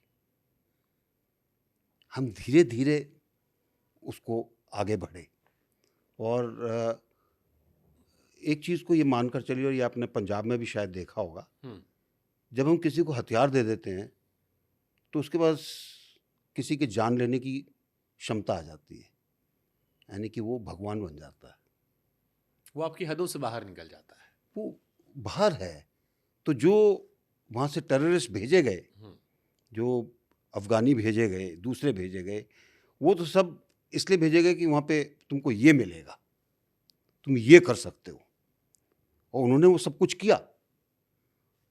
उन्होंने दहशत फैलाई कश्मीरियों के अंदर भी, यही नहीं कि सिर्फ उन्होंने पंडितों के अंदर फैलाई। उदाहरण के तौर पर कश्मीर के अंदर ऐसा नहीं था कि हर जुम्मे पे सब लोग मस्जिद जाते हैं। जो काम कर रहा है वो काम कर रहा है कहीं पर। लेकिन जब ये टेररिज्म शुरू हुई तो बंदूक के बल पर होंगे, वहाँ पे मौलवी साहब वही पढ़ के सुनाएंगे जो उनको दिया गया है, उसी के अंदर रहना है सबको। अब अगर किसी को ये है कि भाई कल कोई मार देगा मुझे, कल कोई मेरे घर से बहू बेटी को उठा के ले जाएगा, और ये मुसलमानों के साथ भी। हाँ, तो इसीलिए लोग बाग कंट्रोल में रहे ना। आखिर एलटीटी के टाइम क्या था श्रीलंका में? अच्छा ये मुखबिर है ना, कल इसको टेलीफोन की टाल उस पर टांग दो, और उस बॉडी को कोई नहीं छुएगा 1 हफ्ते तक। अब वहाँ पे रहने वालों का क्या होगा? जो जाते हैं वो कहेंगे भाई डर के रहो। तो ये सब, और दुनिया के सब टेररिस्ट ऑर्गेनाइजेशन यही करते हैं। मैंने, आपके एक जूनियर है, उनके साथ मैंने काम किया, तो मैंने उनसे पूछा एक सवाल कि कश्मीर में अक्सर खबरें आती हैं कि आतंकवादी मारे गए।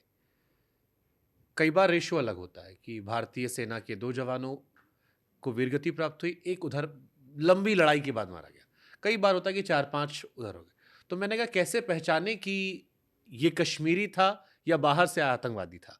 उन्होंने कहा बड़ा आसान है, जब नंबर ऑफ रेशो ज़्यादा होता है, कश्मीर के मूल लोग जो हैं वो अभी भी सीधे साधे लोग हैं, वो खुश मिजाज लोग हैं जो हंसते हैं, गाते बजाते हैं और अपना जीवन कर रहे हैं। जो आतंकवादी बाहर से आता है, समंदर के रास्ते से, पहाड़ों से, वो इतना ट्रेंड होकर आता है कि वो अपनी दहशत दिखाता है, उससे लंबी लड़ाई चलती है। देखिए दहशत भी दिखाता है, और वो सिर्फ इसीलिए आया है कि वो किसी तरह जिंदा वापस चला जाए। पकड़ा जाएगा तो नहीं जाएगा, मारा जाएगा। वो जब फंस जाता है तो उसके बाद पूरे टाइम पर वो यही करता है कि किसी तरीके से ज़्यादा से ज़्यादा, और कई बार वो ऐसी स्थिति में होता है कि घर के अंदर है, बड़ा घर है, कंक्रीट का है, दुनिया भर की खिड़कियाँ हैं, तो कहीं से भी वो कर सकता है, अंधेरे का फ़ायदा उठाता है, तो उसमें हमारी कैजुअलिटी हो जाती है। कई बार हम लोग अंदर घुस जाते हैं, सोचते हैं कि शायद सब शांत हो गया है, फिर गड़बड़ होती है। तो हर एक इंसिडेंट अलग तरीके का है। ट्रू। ट्रेंड लोगों के साथ लोग आते हैं, और जो ट्रेंड आता है वो दक्ष तो होता ही है। उसके बाद उसको अपनी जान बचानी है किसी तरीके से, तो वो हर तरीके का काम करेगा। जगमोहन जी राज्यपाल सर थे उस दौर में। किताब, बहुत अच्छी किताब भी लिखी, उनकी किताब मैंने पढ़ी। कई लोग मानते हैं फ्रोजन टर्बुलेंस। हाँ, फ्रोजन टर्बुलेंस। कई लोग मानते हैं उन्होंने कश्मीर में बहुत अच्छा काम किया। विपक्ष वाले कहते हैं कि जब ये घटनाएं हुई तब तो वो केंद्र के ही लोग थे, जो बाद में जो आज शिकायत करते उनके करीबी रहे। इधर वाले कहते हैं कि अब्दुल्ला परिवार और दिल्ली की सरकारें जो थीं वो जानबूझकर वो माहौल को बढ़ने दे रही थीं अपने सियासी फायदे के लिए। आप पॉलिटिशियन भी रहे, आप आर्मी में भी रहे, आपने इनसाइड दोनों साइड में देखा है। आज जब आप पलट कर देखते हैं तो कश्मीरी पंडितों का या कश्मीरी लोगों का कौन गुनहगार नजर आता है? किसने अगर सही कर लिया देखिए, होता, उसमें हालात अलग होते हैं। बहुत हैं, गुनहगार बहुत हैं। सबसे पहली चीज़ तो उसमें ये है कि उस टाइम जो भी सरकार थी, जब चीज़ें हो रही थी, तब उन्होंने क्या किया? National conference. अ, आपको याद होगा, अ, जो अब जो मेन सलाउद्दीन जो कि बना, वो चुनाव लड़ा था, हाँ, पुलवामा से चुनाव लड़ा था, उस चुनाव में धांधली उसको का आपने ज़बरदस्ती हराया। हाँ, उसी को लेकर उसके मन में ये था कि ये यहाँ पे और कोई कर ही नहीं सकता कुछ भी।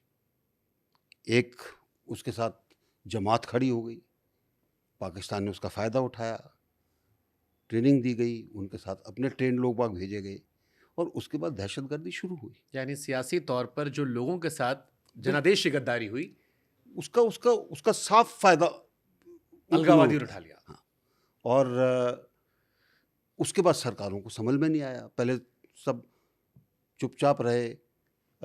गुल शाह कुछ समय के लिए मुख्यमंत्री बने, और उस टाइम जितने स्कूल थे वो तकरीबन वही करने लगे जो कि किसी पाकिस्तानी मदरसे में होता है। जिस तरह की मानसिकता लोगों के अंदर डाली जाती वो डालने लगे। सरकारों ने ध्यान नहीं दिया। क्योंकि आपको एक पपेट सीएम चाहिए था, या पपेट दिल्ली में देखिए, बैठकर। दिल्ली चीज़ तो दिल्ली से चलनी थी ना। आपको आपको सजगता तो वहाँ से होनी चाहिए थी कि करना क्या है। और एक बार लोग बाग पूछते हैं, आपने भी इसका जिक्र किया 370 का, एक दिमागी बाधा थी कश्मीरी के मन में। यानी उसको 370 का वो दिखाकर बेचा गया, भाई तुम तो अलग हो, तुम तो अलग ही देश हो, तुम इधर नहीं हो।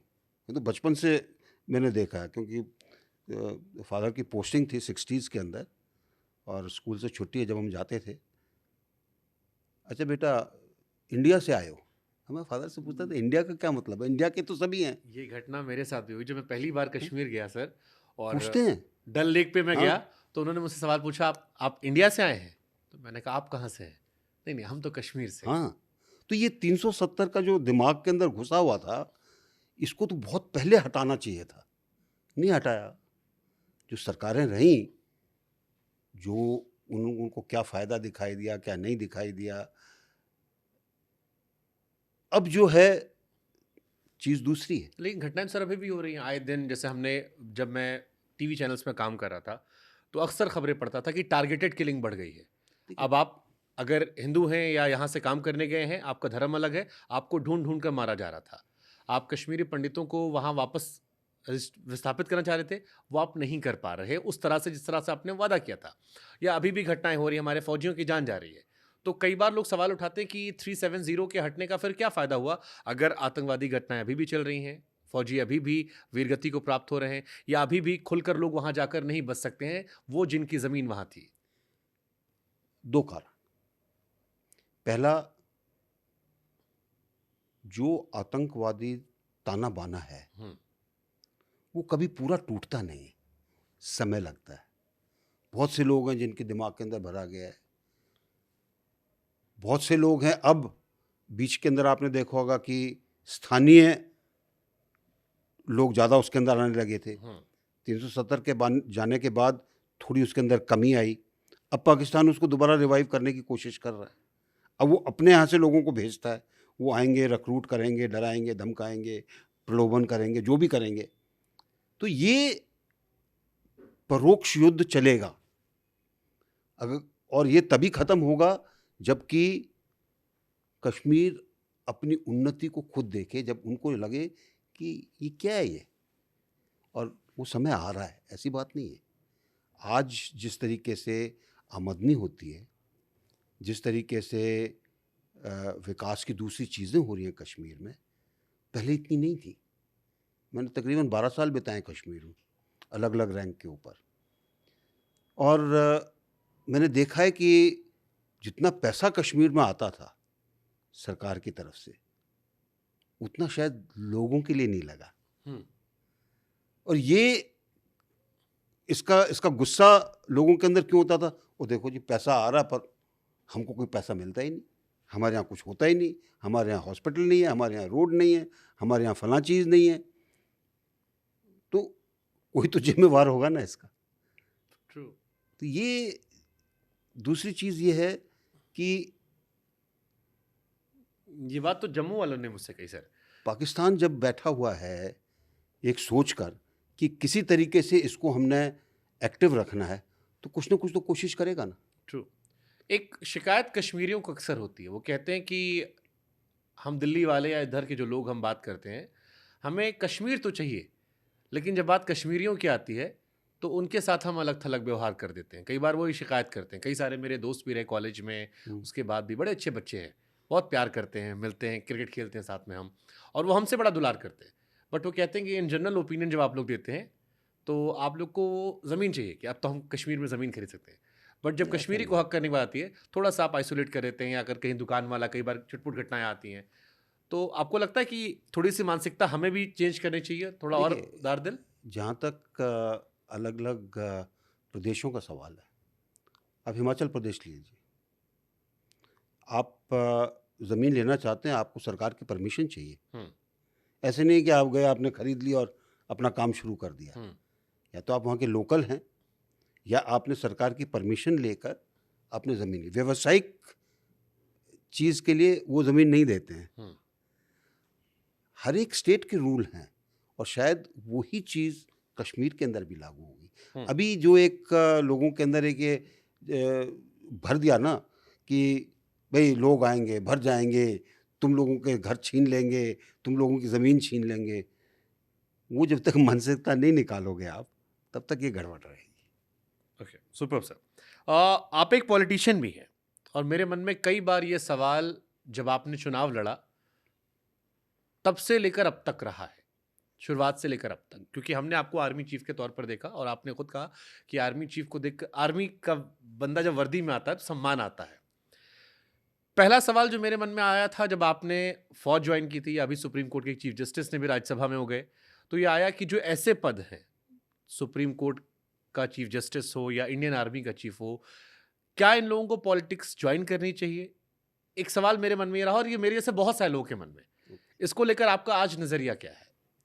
देखिए, मैंने आपको एक बार थोड़ी देर पहले बोला था, मुझे पॉलिटिक्स के अंदर जाना नहीं था, कुछ नहीं करना था।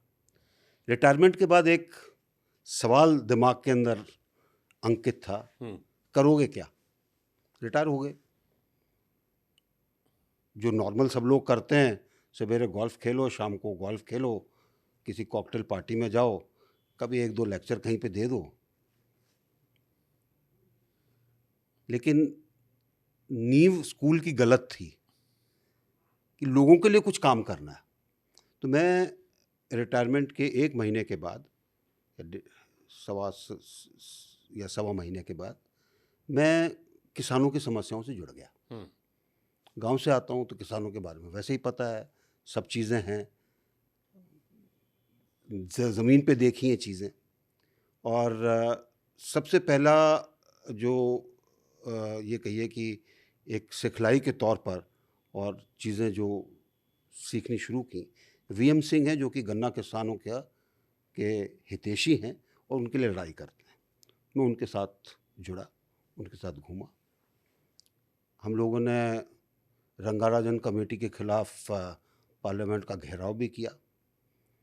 बहुत लोगों ने उसकी आलोचना भी की कि अब किसानों की लड़ाई थी, उसका फ़ायदा भी किसानों को मिला, क्योंकि रंगाराजन कमेटी अगर लागू हो जाती तो पूरे उत्तर भारत के गन्ना किसान ठप हो जाते। और उस घेराव का फ़ायदा ये हुआ कि शाम को मनमोहन सिंह जी का हुक्म आ गया कि लागू नहीं होगी। किसानों के साथ साथ फिर कुछ युवाओं के साथ जुड़ने लगा। और 2012 के अंत में मन में एक जागृति हुई कि एक और फौजी है जिसको लोग बाग डंप करके चले गए, अन्ना हजारे। इनको दोबारा वहीं पर लाना है। और कोई एम नहीं था। मैं उनके पास गया।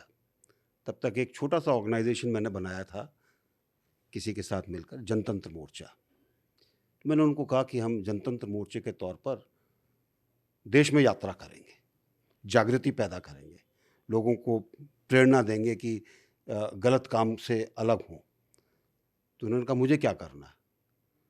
तो मैंने कहा आपका एक पेट सब्जेक्ट है करप्शन, आप उसके ऊपर बोलिएगा और मैं व्यवस्था परिवर्तन की बात करूँगा।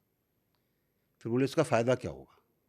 मैंने इसका फ़ायदा ये होगा कि जब लोगों के अंदर जागृति आएगी, लोग बाग आपके साथ जुड़ेंगे और ज़्यादा संख्या में। अभी तो महाराष्ट्र में है और मुझे लगता है कि हम आपको दोबारा उस जगह पर ला सकते हैं जिससे लोग बाग आपको गिरा कर चले गए। हमारे साथ जुड़ गए। हमने जलियांवाला बाग से यात्रा शुरू की, पंजाब किया, हिमाचल किया, उत्तर प्रदेश किया, उत्तराखंड किया, राजस्थान किया, मध्य प्रदेश किया, थोड़ा आधा बिहार किया और तब अन्ना बीमार पड़ गए। जब वो 2-3 महीने के बाद आए तो उन्होंने कहा मैं तो लोकपाल के लिए अनशन करूँगा, मैं यात्रा में नहीं जाना चाहता। ठीक है, लोकपाल का हुआ। लोकपाल जिस दिन पास हो गया दोनों सदनों से, उस दिन मैंने कहा आज आप पुनः वहाँ पर आ गए, मेरा काम हो गया ख़त्म। उन्होंने कहा तुम क्या करोगे? मैंने कहा मैं एक तरीके से शशोपंज में हूँ। उनका क्यों? मैंने कहा व्यवस्था परिवर्तन के चक्कर में मैं लोगों को कहता था कि राजनीति में गैर राजनीति करने वालों को आना चाहिए ताकि इसके अंदर कुछ बदलाव आ सके। नहीं तो राजनीति ऐसी चलती रहेगी। किसी भी आप पार्टी को लेंगे, लोग तो वही ना जैसे जो कि एक उससे आए हैं, मानसिकता भी तकरीबन वही है, तरीका भी तकरीबन वही है, तो इसमें बदलाव कब आएगा? तो उन्होंने कहा फिर इसका मतलब क्या है? मैंने कहा मैं तो लोगों को कहता हूँ कि नॉन पॉलिटिकल लोगों को आना चाहिए, थोड़ा एक अलग उसके अंदर चीज़ आएगी। तो बोले क्या पॉलिटिकल पार्टी ज्वाइन करोगे? मैंने कहा अभी तक सोचा नहीं है। उसके बाद बहुत पार्टी के लोग आए, अलग अलग पार्टियों के, और 2014 के अंदर मार्च के महीने में मैंने भारतीय जनता पार्टी का दामन पकड़ा। फिर मुझे बोला गया कि आपको तो हमने इसलिए लिया कि आप चुनाव लड़ें। अब फौजी आदमी जिसने कभी चुनाव नहीं देखा उसको आप बोलेंगे चुनाव लड़ो तो बड़ा मुश्किल काम है। तो बताया गया कि भी देखिए हमने लिया इसलिए है कि आप चुनाव लड़ें। अब यहाँ से आता है मेरा इंपॉर्टेंट क्वेश्चन जो मुझे आपसे पूछना था। जनरल वीके सिंह चुनाव लड़ते हैं, सबने स्वागत किया कि चलो अच्छे लोग आने चाहिए, आपका ये कहना सही है। आपने गाजियाबाद से चुनाव लड़ा, 2 बार चुनाव लड़ा, दोनों बार 5 लाख से ऊपर वोटों से जीते। हमें लगा था कि शायद जनरल वीके सिंह को रक्षा मंत्री या देश में कोई बड़ी ओहदे की जिम्मेदारी दी जाएगी, लेकिन 2 टर्म आपका चुनाव लड़ना और उसके बाद आपका पॉलिटिक्स से रिटायरमेंट करना, जिसको कुछ लोगों ने कहा कि टिकट नहीं दिया गया, कि कई सालों के टिकट कटे थे। एक सवाल मेरे मन में और मेरे जैसे आपके लाखों चाहने वालों के मन में रहा कि क्या जनरल वीके सिंह को नरेंद्र मोदी की अगुवाई वाली सरकार ने वो सम्मान नहीं दिया जो उनके जूनियर्स को, कई सारे जूनियर्स जिसमें एस जयशंकर साहब हैं, अलग अलग जिन्होंने देश को सेवाएं दी हैं, हरदीप पुरी साहब, अश्विनी वैष्णव जी, आर के सिंह साहब, जो राज्यसभा से गए, उनको कैबिनेट मिनिस्टर बनवाया, लेकिन आपको छोटे ओहदे पे मंत्री बनाकर रखा, जबकि आपने देश के लिए बहुत सारे काम इन बीच में रहते हुए किए जिससे आपकी अलग पहचान रही। इसकी कहीं टीस आपके मन में है? कोई टीस नहीं। देखिए, मैं आया किस लिए था? जनसेवा। जनसेवा के लिए। आज अगर गाज़ियाबाद अच्छा हुआ है, वहाँ पे प्रगति हुई है, वहाँ पे खुशहाली हुई है और वो ज़िला गाज़ियाबाद वाला गाज़ियाबाद नहीं रहा, तो खुशी होती है। अगर पार्टी कहती कि आपने 5 साल और कर देने हैं, देने को तैयार थे, कोई दिक्कत नहीं है। और हमेशा जो भी काम किया, सिर्फ़ इसलिए किया कि लोगों का कुछ हो। पार्टी का अपना एक तंत्र होता है, पार्टी की एक अपनी सोच होती है। अलग-अलग उसके अंदर जब चीज़ें रखी जाती हैं तो जाति, समुदाय, इलाका, इन सबको मिला के वो अलग-अलग ज़िम्मेवारी देते हैं। तो जो भी उन्होंने नहीं, ज़िम्मेवारी पर दी, जैसे एस जयशंकर साहब है या हरदीप पुरी साहब है, इनसे डायरेक्ट इनकी कास्ट बेस्ड पॉलिटिक्स का फायदा उतना नहीं है। वो एक डिपार्टमेंट में करते थे बिल्कुल। जिससे उसी डिपार्टमेंट में उनका इस्तेमाल कर लिया गया। आप क्योंकि इंडियन आर्मी के चीफ थे, मेरे मन में बार बार ये सवाल इसलिए आता है, इंडियन आर्मी के चीफ को आपने कैबिनेट मिनिस्टर भी नहीं बनाया। ये कई बार मुझे या मेरे जैसे लोगों को लगता था कि ये आपके उस पद का और आपके साथ थोड़ा सा असम्मान वाली एक भूमिका हमें लगती थी, वो और देखिए, इसके लिए हमारे मन में सवाल आते थे। फैसला किसी का है और जहाँ तक मेरा सवाल था, मैं तो कोई आशा नहीं थी। मैं सिर्फ़ एमपी भी रहता तो भी कोई वो नहीं था, साधारण उसमें। ये था कि लोगों के लिए काम करना है। इसलिए जब भी कोई काम दिया गया, चाहे रेस्क्यू का काम हो और कोई काम हो, पूरे दिल से लगा के उसको काम किया, और जैसे बहुत कि फ़ौजी बखूबी करता है। किया आपने, जैसे फ़ौजी करता है। बहुत बखूबी किया। मतलब जितनी घटनाएं, चाहे उत्तराखंड में जो आपने रेस्क्यू ऑपरेशन को अंजाम दिया वो जबरदस्त था, यमन में आपने ऑपरेशन राहत चलाया था वो बड़ा जबरदस्त था, संकट मोचन दक्षिणी सूडान का जो ऑपरेशन था, या इराक से शवों को वापस लाना, ऑपरेशन गंगा यूक्रेन से। मतलब ये वो लम्हे थे जहां पर पॉलिटिकल पार्टी से हटकर सभी देशवासियों ने आपको जय हिंद जनरल कह दिया। फिर इसलिए मेरे मन में वो सवाल और भाव कर गया कि फिर क्यों नहीं। देख, वो डिसीजन जो है, हम्म। वो मेरे ऊपर नहीं है, वो किसी और के ऊपर है। हम्म। उनकी क्या सोच है, क्या वो है, वो जाने। यहाँ तो एक फ़ौजी की तरह काम करने वाले थे। हम्म। जो काम दिया गया उसको अच्छी तरह से करेंगे। अभी भी आप बीजेपी में हैं? बिल्कुल, कोई शक नहीं। आप रिटायर हुए थे, रिटायर करवाया गया था चुनाव से? नहीं, देखिए, चुनाव के अंदर सीट का जो एक वो था, वो बदल दिया गया। पहले वहाँ पे ठाकुर सीट थी, वो वैश्य हो गई, तो किसी और को दे दी गई। आप चाहते थे एक टर्म चुनाव और लड़ना?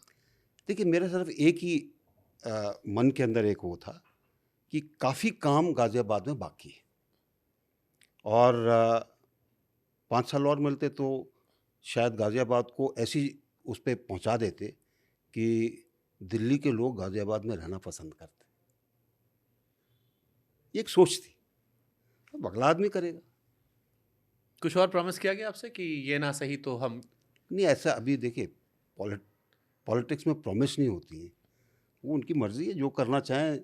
हम जैसे आप ही बहुत के एक जूनियर थे, मेरे मित्र भी बाद में बने, हमने साथ में कोलीग बन के काम किया, उत्तराखंड के गवर्नर बना दिए गए, गुरमीत जी। वो आज गवर्नर है। आपकी भी ऐसी तमन्नाएं हैं? ऐसा कुछ कहा गया आपसे? देखिए, एक तमन्ना थी लोगों के लिए काम करना। अब बाकी जो भी सोचते हैं, जो भी नेतृत्व सोचता है कि इनको किस चीज़ में इस्तेमाल करना, ठीक है, नहीं तो और बहुत कुछ है करने के लिए, यानी कमी नहीं है। ये मैंने सोचा नहीं था कि मैं रिटायरमेंट के बाद कहाँ से कहाँ तक पहुँच जाऊँगा। एक वो था कि हाँ भाई, लोगों के लिए काम करना है, ये करना है, वो करना है। धीरे-धीरे तो जो चीज़ होनी है आगे, उसमें करने के बहुत चीज़ें सामने हैं। अभी थोड़ा-सा सुस्ताने का टाइम है। कई लोग कहते हैं कि वीके सिंह साहब बहुत महत्वाकांक्षी हैं, और क्योंकि दिलेर भी हैं, बेबाक भी है, इसलिए पॉलिटिक्स में बिल्कुल फिटमैन नहीं बैठते हैं। बाकी जो फिट हो गए वो इसलिए क्योंकि वो स्वभाव अलग था पॉलिटिकल। ऐसा नहीं है। देखिए, पॉलिटिक्स एक अलग चीज़ है, लेकिन जैसे मैंने आपको बताया कि जब एक हम ऐसे संस्थान से आते हैं जहां आप उस चीज़ को अलग रूप से नहीं पेश करेंगे, काम हो सकता है, काम होगा, काम नहीं हो सकता तो आप साफ बोल देंगे भाई ये काम नहीं हो सकता, मदद आपकी ज़रूर होगी, लेकिन सिर्फ ये कह देगा हाँ ठीक है, देखते हैं, बात करते हैं, हो जाएगा, वो शब्दावली में नहीं है। ठीक है, एक क्वेश्चन मेरे मन में और है कि आपने कहा कि बीजेपी आपने 2014 में ज्वाइन की, 2012 में जब आपका टेन्योर था तब उस दौर में कांग्रेस की सरकार हुआ करती थी, एंटनी साहब से आपके रिश्ते भी ठीक थे। फिर कुछ खबरें मैंने पढ़ना शुरू किया तो बीच में आया कि कहीं अखबारों ने ऐसा लिखा था कि शायद सोनिया गांधी जी आपको बहुत पसंद नहीं करती थी, ऐसा आया, और इसी वजह से जो अखबारों में जो आया था, मेरी कभी बात नहीं हुई उनसे। उसमें आया कि उनकी शायद डिफेंस फर्म थी, उसे ब्लैकलिस्ट करवा दिया गया था, और इस वजह से आपके टेन्योर को आर्मी चीफ के तौर पर 1 साल कम भी कर दिया गया था, जो काफी कंट्रोवर्शियल इशू भी बना। बाद में आप सुप्रीम कोर्ट भी गए, तो कांग्रेस के आला कमान से भी रिश्ते आपके बहुत अच्छे नहीं थे। देखिए ऐसा है, एंथनी साहब से बहुत अच्छे रिश्ते थे। हाँ, उन्होंने आपकी बुराई और कभी नहीं की। क्योंकि मैंने कभी उनसे कोई ऐसी चीज़ नहीं कही जो कि सेना की अच्छाई के लिए ना हो या मेरे खुद के फ़ायदे के लिए हो, और इसलिए वो पसंद करते थे। क्योंकि और बहुत चीज़ें की हमने। आपको एक छोटा सा उदाहरण देता हूँ। फौज के अंदर राशन जो मिलता था उसमें ऑफिसर्स के राशन में और जवान के राशन में फ़र्क था। कैसा फर्क? क्वालिटी का या क्वांटिटी का? क्वांटिटी का फ़र्क था। क्वालिटी सेम है, क्वांटिटी का फ़र्क था। तो मैंने एंथनी साहब को कहा कि ऐसा है। उनका ऐसा कैसे हो सकता है? मैंने कहा है। तो बोले क्या करना चाहते हो? मैंने कहा दोनों को बराबर कर दीजिए। तो उनका अच्छा ठीक है, उन्होंने हुक्म दिया। तो उसके बाद फिर वो आपको तंत्र तो ऐसे ही चलता है, कोई बदलाव नहीं करना चाहता। तो एमओडी से पूछा गया भाई इनकी कैलोरीफिक वैल्यू निकालो, ये निकालो। मैं उनके पास दोबारा गया। मैंने कहा देखिए जब काम एक तरह का है फिर फ़र्क क्यों होना चाहिए, और ज़्यादा कुछ नहीं होना है, ये चीज़ें बदली जानी। फिर 4-5 महीने के बाद वो चीज़ हो गई। जवान का और अफसर का राशन सेम है, कोई फ़र्क नहीं, फौज के लिए अच्छा है। इसलिए उनको ये भरोसा था कि मैं कभी कोई ऐसी चीज़ नहीं कहूँगा जो कि फौज के लिए या जवान के लिए ठीक ना हो, उसका फ़र्क पड़ता। तो ये तो आपके रक्षा मंत्री हो गए। बाकी उनसे किसी से बात पाला पड़ा नहीं, बातचीत नहीं हुई। प्रधानमंत्री या कांग्रेस की अध्यक्ष सोनिया गांधी जी से नहीं पाला पड़ा आपका? नहीं पाला पड़ा, मीटिंग्स के अंदर या अनौपचारिक तौर पर 1-2 बार जो मिलते हैं, पर ऐसा नहीं कि। और फिर बाद में एक अभियान चल गया कि जी इनको जितना जल्दी करें उतना अच्छा है, जितना जल्दी हटा दे। हाँ, तो उसमें जो है आपको याद होगा काफ़ी अखबार में भी आया, वो एक चिट्ठी लिखी थी मैंने जो कि गोपनीय थी, लीक हो गई थी। लीक हो गई, प्रधानमंत्री कार्यालय से लीक हो गई, और फिर उसको कवर अप करने की कोशिश की, किसी एक निचले स्तर के अधिकारी ने लीक कर दी या क्या किया, या उससे गलती से हो गई, उसको हटा दिया गया। ये सब एक अभियान के तौर पे चला, और उसका चरम था कि भारत के सबसे ऊंचे कोर्ट ने 2 जन्मतिथियां दे दी। एक जो कि मेरी थी 1950, 1951। हाँ, जो मेरी थी 1951, जो कि हर डॉक्यूमेंट मेरा उसमें। तो उनका ये आप रखिए, लेकिन फौज के तौर पे इनको वो रखने दीजिए। ये हमारे यहाँ ही हो सकता और कहीं नहीं हो सकता। 2 डेट ऑफ बर्थ लेके हाँ। आप चल रहे हैं। बट फिर से एक सवाल पूछता हूं मैं कि जो रिश्ते आपके रक्षा मंत्री ए के एंटनी उस दौर में आपके थे, उनके साथ थे, अगर यही बॉन्ड सोनिया गांधी या मनमोहन सिंह के साथ में शेयर किया होता, तो आपको लगता है कि जो आपको सोनिया गांधी की उसके अंदर भूमिका क्या है? सरकार का हिस्सा तो नहीं थी। जिनको लगता था वो सरकार का हिस्सा, वो रिश्ते रख सकते थे, हम लोग तो नहीं रख सकते ना। लेकिन आप हटाए तो गए ना, कोई आदेश बात नहीं, आदेश तो वहीं से आया होगा। कोई बात नहीं। जो चीज़ सेना के लिए ठीक थी वो की गई। अगर एक गाड़ी जो कि 25 लाख रुपए की आती थी और उसको 1 करोड़ के अंदर सेनाओं को बेचा जा रहा था और वो गाड़ी रद्दी थी, तो उसके लिए खड़ा होना ठीक था। ये आपने मुझे एक बड़ा सवाल दिया। एक फिल्म आई थी अय्यारी, आई थी। मनोज वाजपेयी उसमें एक्टर थे और सिद्धार्थ मल्होत्रा उसमें थे। उस फिल्म में दिखाया गया कि कैसे भारतीय सेना के अंदर भी करप्शन है। उस फिल्म को मैंने पूरा देखा, कैसे एक ऑनेस्ट ऑफिसर बदल जाता है और बड़ी लंबी चौड़ी कहानी आती है। बड़ा एक पूरा तंत्र दिखाया गया जो हमें दिखाई नहीं पड़ता, क्योंकि हम तो इंडियन आर्मी मतलब सल्यूट, हमें लगता है कि सारी ईमानदारी इंडियन आर्मी में, बट वो करप्शन की तस्वीर देखकर दिल सहमा था मेरा। वो फिल्म सच थी? फिल्म थी, लेकिन उसके अंदर जो उसके कहना चाहिए फैक्ट्स थे वो सच थे। यानी करप्शन इंडियन आर्मी में रहा हाँ, है, उससे हम डिनाई नहीं कर सकते। नहीं, डिनाई नहीं करना चाहिए। और इसीलिए बहुत से लोग आते हैं जो कि उनके खिलाफ एक्शन भी लेते हैं। और ज़्यादातर उसमें जो चीज़ें दिखाई गई वो मेरे समय की थी, जिनके खिलाफ एक्शन लिया गया। तो ये किरदार उसका जो आपसे हो? किरदार मुझे नहीं पता कि मेरे से था कि नहीं था। फिल्म तो आपने देखी, आपको पता होगा सर। वो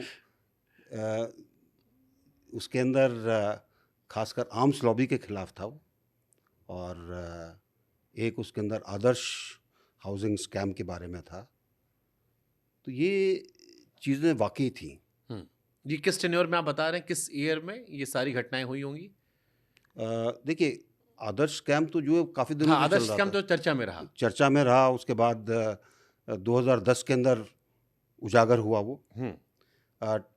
इसी तरह ये टाटा व्हीकल का बहुत दिनों से चल रहा था। वो 2010-11 के अंदर 40 से 80 लाख रुपए की कीमत पे ये ट्रक आए थे और 25 लाख की कीमत या हाँ, और इनको 100 गुना फीसदी से ज्यादा महंगा करके बेचा गया 1 करोड़ के अंदर। भारतीय। और ऐसी ऐसी तकरीबन 6 या 7 हज़ार गाड़ियाँ बेची गई। बाप रे। तो और इसमें भारतीय फौज के नाम पे बिल्कुल करप्शन। हाँ, जो इसमें बेमल शामिल था, उन्होंने उनकी पहुंच थी पीएमओ तक, उस टाइम के पीएमओ तक। और एक रवि ऋषि थे जिनकी कंपनी के नाम पर, उनको कभी आप उस पर नेट पर जाएंगे, उनकी जो कंपनी थी उसके बारे में अगर आप पढ़ेंगे कि वो क्या करती थी तो आपको हंसी आएगी। वो गाड़ियाँ सेकेंड हैंड रद्दी गाड़ियाँ जो कि जैसी मायापुरी में मिलती हैं, वो रिफर्बिश करा के पेंट पूंट करके नॉकडाउन किट आते थे, बेमल उनको नट बोल्ट टेक्नोलॉजी से करता था और वो बेचे जाते थे। तो ये टाटा ट्रक का जो करप्शन था, जिसमें भारतीय फौज के नाम पे करप्शन किया गया, ये बिना पॉलिटिकल इन्वॉल्वमेंट तो संभव है नहीं। थी उसमें पॉलिटिकल इन्वॉल्वमेंट। मैंने इसलिए बताया ना कि पीएमओ तक उसके तार थे। एक बार आपको घूस की पेशकश भी शायद की गई थी। बिल्कुल, आपने शायद उसका इसका जिक्र भी उसका किया था। उसका सीबीआई जांच की है उसकी, सीबीआई ने जांच पूरी कर ली, स्टेटमेंट्स रिकॉर्ड हो गई, लेकिन जिनके खिलाफ है वो किसी चीज़ को लेकर फिर कोर्ट के अंदर चले गए। चल रहा तो प्रक्रिया कोर्ट की तो लंबी चलती है। जनरल वीके सिंह की लाइफ में जब देखता हूँ तो एक तरफ बड़ी इंस्पिरेशनल कहानियाँ आती हैं, बड़ी मोटिवेशनल कहानियाँ आती हैं, लोगों की मदद की है, देश के लिए समर्पण है। पैरेलली कंट्रोवर्सी की भी लाइन से लिस्ट निकल कर आती है। देखिए, आप काम करोगे तो कंट्रोवर्सी होगी ना कहीं ना कहीं। जन्मतिथि विवाद, जिसको आपने कहा कि आप पहले व्यक्ति हैं जिसको दो डेट ऑफ बर्थ मैं क्या सुप्रीम करूं, कोर्ट से मिली है। नहीं, मुझे एक चीज़ बताइए शुभंकर, पूरी दुनिया के अंदर एक रूल है। हाँ, आपके मैट्रिकुलेशन सर्टिफिकेट आपका एज है, आपका बर्थ सर्टिफिकेट आपका एज है, उसी पे सब चलता है। अब एक दिन आप कहो कि नहीं जी, वो आपने कहीं पे एक जगह ये लिखा हुआ था, अरे भाई अगर वो लिखा था, उसके बाद अगर आप एनडीए में गए तो सर्टिफिकेट दिखा कर ही गए ना। वो सर्टिफिकेट जमा भी हुआ, फिर आप उसको बना दें जब क्या कहते हैं 36-37 साल निकल जाएं कि नहीं जी ये तो उसमें लिखा हुआ है। एम क्या था उसका? एम ये था कि आपने किसी को लाना है जल्दी जिसके लिए इनका जाना ज़रूरी है। मतलब आपको जल्दी रिटायर करवाने के हाँ। लिए आपके एज का इशू उस दौर की बिल्कुल। कांग्रेस सरकार ने बनाया था। बिल्कुल, कोई इसमें शक नहीं है। और आपके जो सक्सेसर थे उसको लेकर भी एक खबर आई थी जो बहुत ज्यादा चर्चित हुई थी। पंजाब से वो आते थे और एक पंजाब से ही शायद खबर आई थी कि भारतीय सेना जो है वो दिल्ली कूच कर रही है, 2 टुकड़ियां। और जैसी खबरें हम पाकिस्तान को लेकर सुनते हैं कि पाकिस्तान देश की सरकारों का तख्ता पलट कर देती है, पाकिस्तानी फौज, भारतीय फौज वीके सिंह की अगुवाई में देश की सरकार का तख्ता पलट करने वाली, ऐसी एक खबर आई थी। देखिए, उस समय जो एक अभियान चल रहा था, ये उस अभियान के तहत थी खबर कि किसी तरीके से कुछ ना कुछ निकाला जाए ताकि एक लांछन लगाया जा सके। बट ये बहुत घिनौना लांछन है सर, ये है, और इसके खिलाफ शिकायत भी की गई कि आप ये चीज़ें हैं जिसके अंदर आपने जो डाली हैं उनके खिलाफ कुछ एक्शन नहीं हुआ। उस पत्रकार के खिलाफ कोई एक्शन नहीं हुआ। उस टाइम होम मिनिस्टर शिंदे साहब थे, तब कोई एक्शन नहीं हुआ। बाद में फिर इस चीज़ को रिवाइव करके बताया गया, एक्शन नहीं हुआ। अब जो उसकी असली चीज़ है वो तो किसी को मालूम नहीं है कि नॉर्मल एक एक्सरसाइज थी। और मैं एक बड़े विश्वास के साथ आपको कहना चाहूँगा,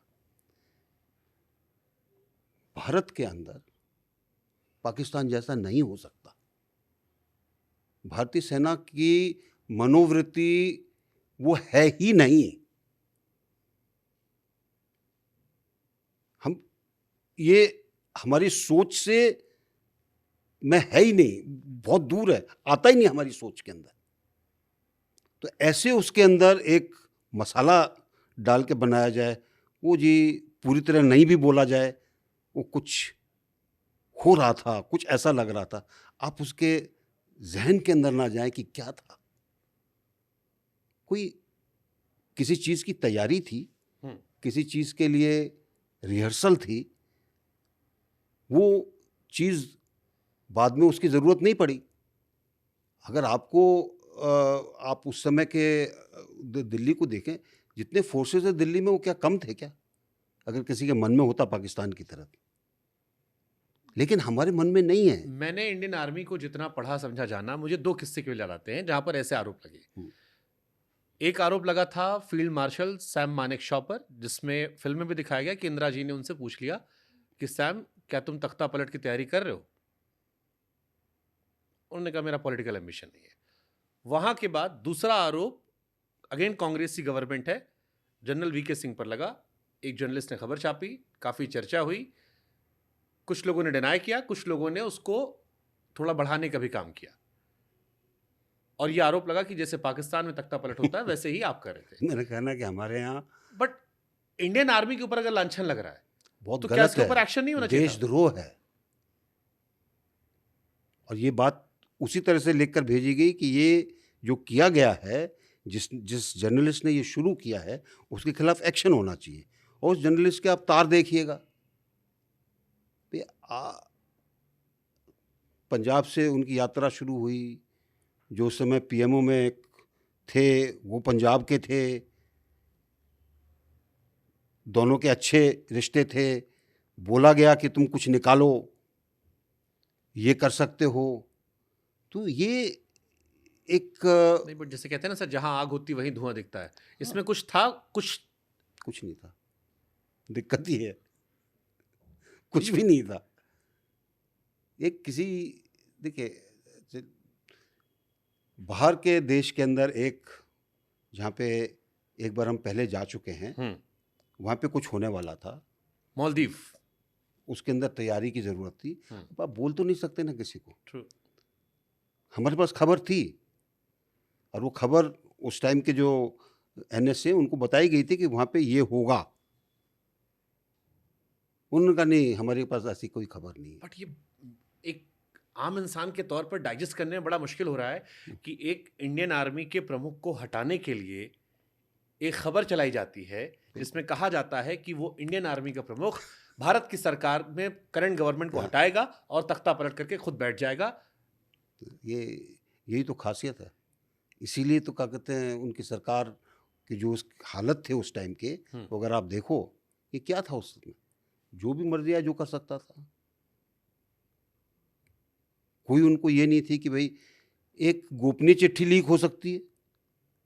मैंने तो आज तक सुना नहीं। एक तरीका है गोपनीय चिट्ठियों को रखने का, अकाउंटेबिलिटी होती है। ट्रू।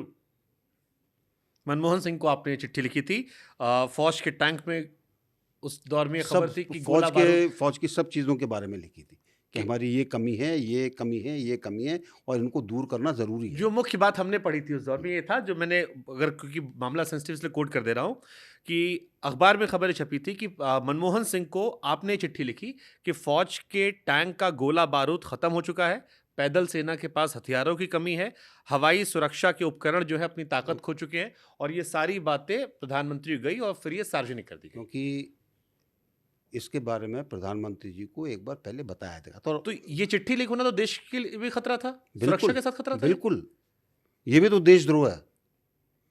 ऐसी गोपनीय चिट्ठी आप लीक कर रहे हो जिसको कि पढ़कर देश के दुश्मन बड़े खुश होंगे, तो इनके ऊपर एक्शन होना चाहिए था कि नहीं? अब नहीं हुआ। अब वो बड़े लीपापोती हो गई कि नहीं, ये एक जूनियर कोई है, उसने गलती से निकाल दी। अरे सीक्रेट चिट्ठियों का एक तरीका बना हुआ है सरकार के अंदर, कैसे रखी जाती हैं, कौन उसको देखता है, कौन पढ़ता है। और ये वो भी इतने सेंसिटिव इशू पे। तो जो लोग कर रहे थे उनके दिमाग में नहीं आया ना, उनको आया कि शायद इससे ही इनको इनके जाने के अंदर आसानी हो जाएगी। अब मैं एक बहुत ब्लंट सवाल पूछता हूं अफसर में, क्या जनरल वीके सिंह को इंडियन आर्मी चीफ के पद से हटाने के लिए उस दौर की कांग्रेस सरकार ने साम दाम दंडभेद चला और देश की सुरक्षा को खतरे में डाला? चिट्ठी लीक वाले मामला जो आप कह रहे थे, और दूसरा जो ये तख्ता पलट वाली बात हुई, सच है? आपको स्पष्ट आंसर चाहिए? बिल्कुल सही है। कोई भी सरकार ऐसा गैर जिम्मेदाराना काम नहीं कर सकती, लेकिन हुआ क्योंकि कुछ व्यक्तिगत उसमें इंटरेस्ट थे, चाहे वो आर्म्स लॉबी के हों, चाहे वो टाटा वाले मामले के हों, चाहे किसी और को लाने के मामले के हों, लेकिन उसमें व्यक्तिगत इंटरेस्ट थे। ऐसा, और मैं इसको देशद्रोह की संज्ञा देता हूँ। देश के बारे में आपने सोचा ही नहीं, उसका क्या फ़र्क पड़ेगा। आपने भारतीय सेना के बारे में नहीं सोचा कि उसके ऊपर क्या फ़र्क पड़ेगा इतने बड़े लांछन का। तो ये एक बहुत बड़ी चीज़ है। विश्वास डगमगाने वाली चीज है। अगर ये आरोप जो कह रहे हैं 100% इसी तरह से सच है, बिल्कुल, तो फिर ये विश्वास डगमगाने वाली चीज है। बिल्कुल है। मैंने इंडिया और पाकिस्तान पे की स्टोरी की थी 1947 से हम कैसे आगे बढ़े, तो उसमें अलग अलग पहलू थे कि भारत आगे कैसे निकल गया और पाकिस्तान कैसे पीछे रह गया। उसमें एक बहुत मेजर वजह थी आर्मी का रवैया। हमारी आर्मी का जो रवैया है और पाकिस्तान की आर्मी का रवैया जो है, उसमें ज़मीन आसमान का फ़र्क है। इसी वजह से डेमोक्रेसी हमारी बची रहेगी, उनकी ख़त्म हो गई। शुभंकर, अगर आप देखें उस समय का टाइम, जब फील्ड मार्शल करियप्पा, उस समय जनरल करियप्पा थे, उन्होंने स्वतंत्रता के बाद नेहरू जी को कहा कि देखिए, हम लोग अंग्रेज़ों के पे स्केल के ऊपर, और शायद एक नए देश के लिए ये भार उठाना मुश्किल होगा, तो हम चाहते हैं कि इसको कम कर दिया जाए, हमारी पेंशन कम कर दी जाए।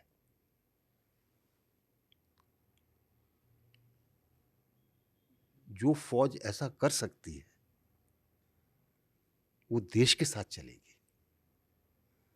पाकिस्तान ने नहीं किया, इसीलिए वो तो बिजनेस करते हैं उनके सारे फौजी, नहीं, इसीलिए वहाँ पे तो कोर कमांडर को करोड़ कमांडर बोलते हैं। घर बनवाते हैं सबके, सब कुछ। ब्रिटिश हाँ, इंग्लैंड में सबके। बिल्कुल।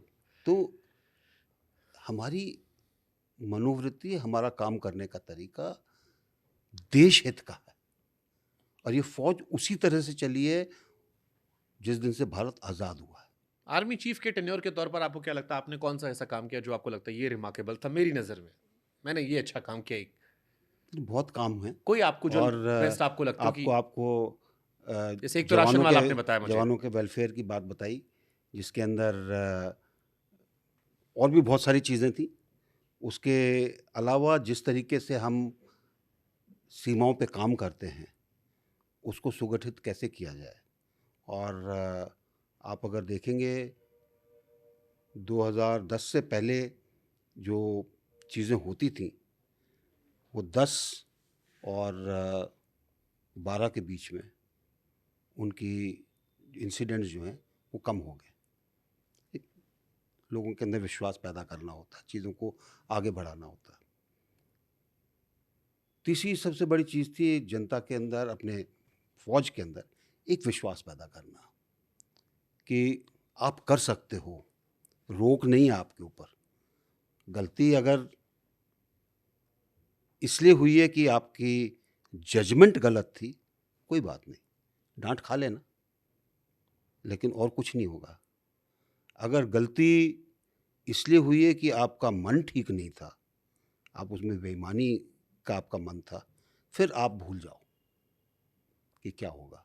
ये एक विश्वास लोगों के अंदर पैदा किया गया ताकि सेना जो है वो उसी तरह चले जैसे कि 1947 के अंदर उसके बारे में सोचा गया था।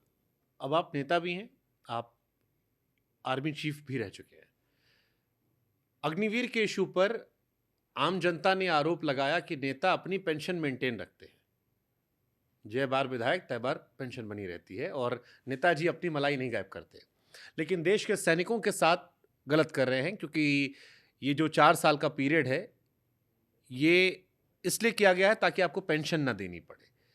और इसमें से बहुत सारे जवान जो हैं, क्योंकि केवल 25% आगे जाएंगे तो क्वालिटी तो जाएगी, लेकिन जो 75% बचेंगे, ऐसा भी हो सकता है कि समाज में गलत चीज़ों में इन्वॉल्व अगर वो हो गए तो समाज का भी माहौल ख़राब हो सकता है। तो नेताजी ने अपनी जेब बचा ली, लेकिन फौजी का हिस्सा काट दिया, जबकि देश की जनता फौजियों के नाम पे देती है। देखिए, इसमें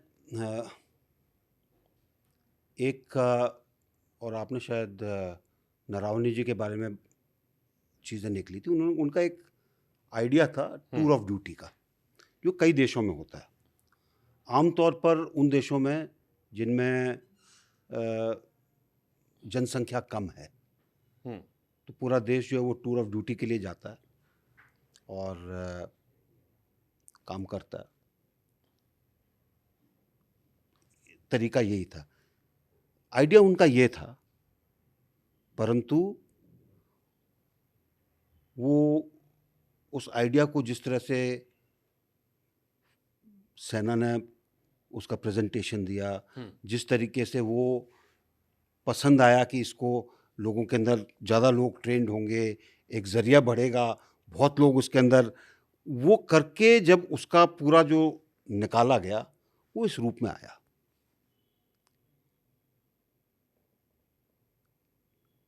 किसी भी चीज़ को जब हम शुरू में लाते हैं तो वो 100% सही नहीं होती, और ये अग्निवीर के बारे में 1 साल हो गया जो पहला बैच निकले, 1 साल होने वाला है शायद। तो मिड कोर्स करेक्शन करना पड़ेगा, देखकर कि क्या हुआ है, क्या नहीं हुआ है, कैसे इसको और अच्छा कर सकते हैं, कैसे इसको और आगे ले जा सकते हैं ताकि सबकी भलाई हो। तो मेरा अपना मानना है कि इसके अंदर कोर्स करेक्शन होगा, और कोर्स करेक्शन की ज़रूरत भी है कि कैसे उसको किया जाए। जिस तरीके से हमारे शॉर्ट सर्विस कमीशन थे ऑफिसर्स के लिए, क्या जवान के लिए एक शॉर्ट सर्विस योजना है क्या? ये इसको क्या दूसरा रूप दिया जा सकता है? ये सब चीज़ें सोचने की। और उस समय जिस तरीके से सिर्फ सेना मुख्यालय के बीच में और मिनिस्ट्री के बीच में और पीएमओ के बीच में जो भी इसके ऊपर विचार विमर्श हुआ, शायद उसको ब्रॉड करने की ज़रूरत थी, एक एक्सपर्ट कमेटी बैठाने की ज़रूरत थी कि इसको पूरे तरीके से आप एग्जामिन करिए कि इसको क्या करना चाहिए। और मुझे लगता है कि ये बदलाव आएगा। इसमें काउंटर क्वेश्चन मेरा, ये कहा गया था कि सेना को यंग रखने के लिए किया जा रहा है। अब सवाल मेरा ये, क्या सेना के भविष्य को बेहतर करने के लिए कहकर उठाए कदम, क्या सेना के भविष्य पर संकट के बादल मंडरा सकता है? क्योंकि जो आपकी बातें सुनी मैंने, उसमें मुझे लग रहा है अभी बहुत कुछ इसमें सही करने की ज़रूरत है अग्निवीर में। देखिए, सेना युवा रहनी चाहिए। कारगिल जैसी जगह पर एक एज के बाद मुश्किल है काम करना, और वो तो हाइट फिर भी कम है। हमारी सियाचिन के अंदर पहुँच जाए 19,000 20,000 फुट की हाइट पर, और भी ज़्यादा है। कई तरीके करने के, और सेना इसके बारे में बहुत पहले से कहती रही है, एक लेटरल मूवमेंट का तरीका होना चाहिए था। एक एज के बाद आप उसको पैरामिलिट्री फोर्सेस में डाल दीजिए। अब दिक्कत हमारे यहाँ क्या होती है कि हम अपने अपने दुर्ग के अंदर रहते हैं, अपना अपना झंडा फहराते हैं, दूसरे से हमारा कोई सरोकार नहीं है। लेटरल ट्रांसफ़र किसी को नहीं चाहिए। तो जी हम अपनी रिक्रूटमेंट खुद कर रहे हैं, हम क्यों लें? देश के तौर पर हमको सोचना होगा। और ये लेटरल ट्रांसफ़र आज से नहीं, सेना बहुत दिनों से कह रही है कि ठीक है, आप 8 साल 9 साल 10 साल एक निर्धारित कर दीजिए, उसके बाद इस जवान को जो आर्थिक तौर पर दूसरे तौर पर चीज़ें ठीक हों, आप इसको उधर ट्रांसफ़र कर दीजिए। आप उधर भी तो पेंशन लेगा वो, उसी उसमें जाएगा, उधर ट्रेंड होगा, एक्सपीरियंस आदमी आएगा, उधर भी police forces, central armed police forces जो हैं उनकी बेहतरी होगी। कितने परसेंटेज आप लेते हैं वो फिक्स किया जा सकता है, वो एक्सपर्ट्स बैठकर उसको कर सकते हैं।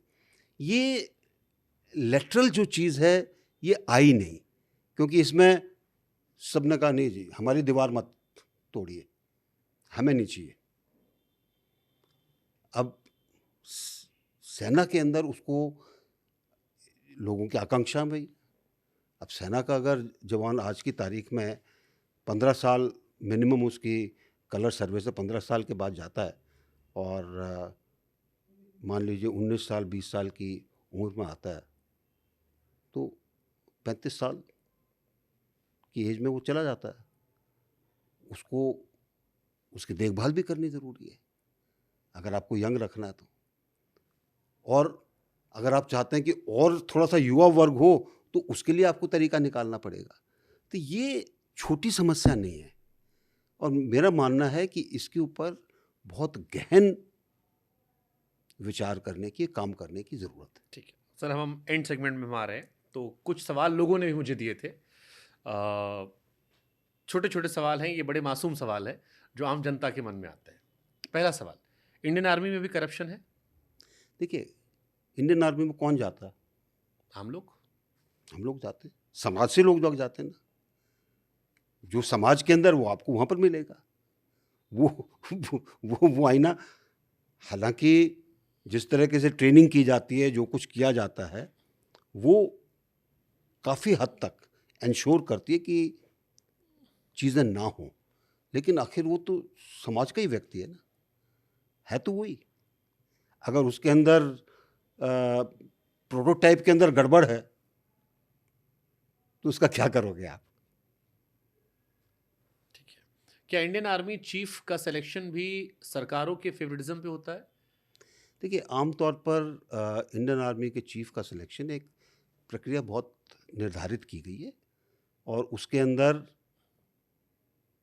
जो वहाँ तक पहुँचता है, पहले तो नॉर्मल नहीं है, ये नहीं है कि सभी वहाँ तक पहुँच जाएंगे। हमारा पिरामिड बहुत स्टीप है, और इसीलिए सेनाएं हमेशा कहती रही हैं कि हमारे इस पिरामिड को समझिए, हमारा पिरामिड फ्लैट हो नहीं सकता, जो कि अन्य सर्विसेज के अंदर है। उस स्थान से एक स्थान नीचे तक योग्य लोग पहुंचते हैं, दूसरे नहीं पहुंचते। और उनके अंदर से अगर आप और वो सरकार का उसका वो है कि आप सेलेक्ट करिए जो आपको उसमें ठीक लगता है। अमूमन सीनियरिटी का देखा जाता है, कई बार सीनियरिटी का ना रख कर योग्यता का आधार भी बना लिया जाता है, तो ऐसा कुछ वो नहीं है। ठीक है।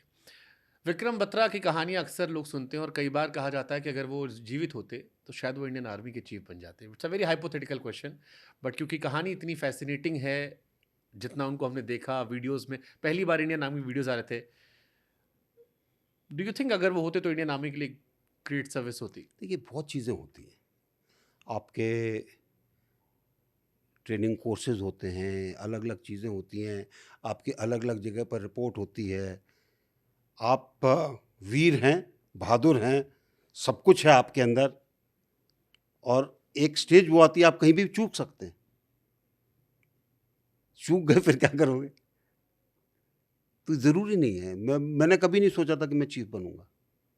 मैं आपसे शेयर कर रहा हूँ आज, और आपके माध्यम से सबसे शेयर कर रहा हूँ। एक ख्वाहिश थी अपनी बटालियन की कमांड कर लूँ। जिस दिन वो कमांड ख़त्म हो गई 94 के अंदर, मैं कहा आज जन्नत मिल गई। उसके बाद सब आप कहाँ पर हो, कैसे काम कर रहे हो, आपके कोर्स की ग्रेडिंग्स क्या हैं,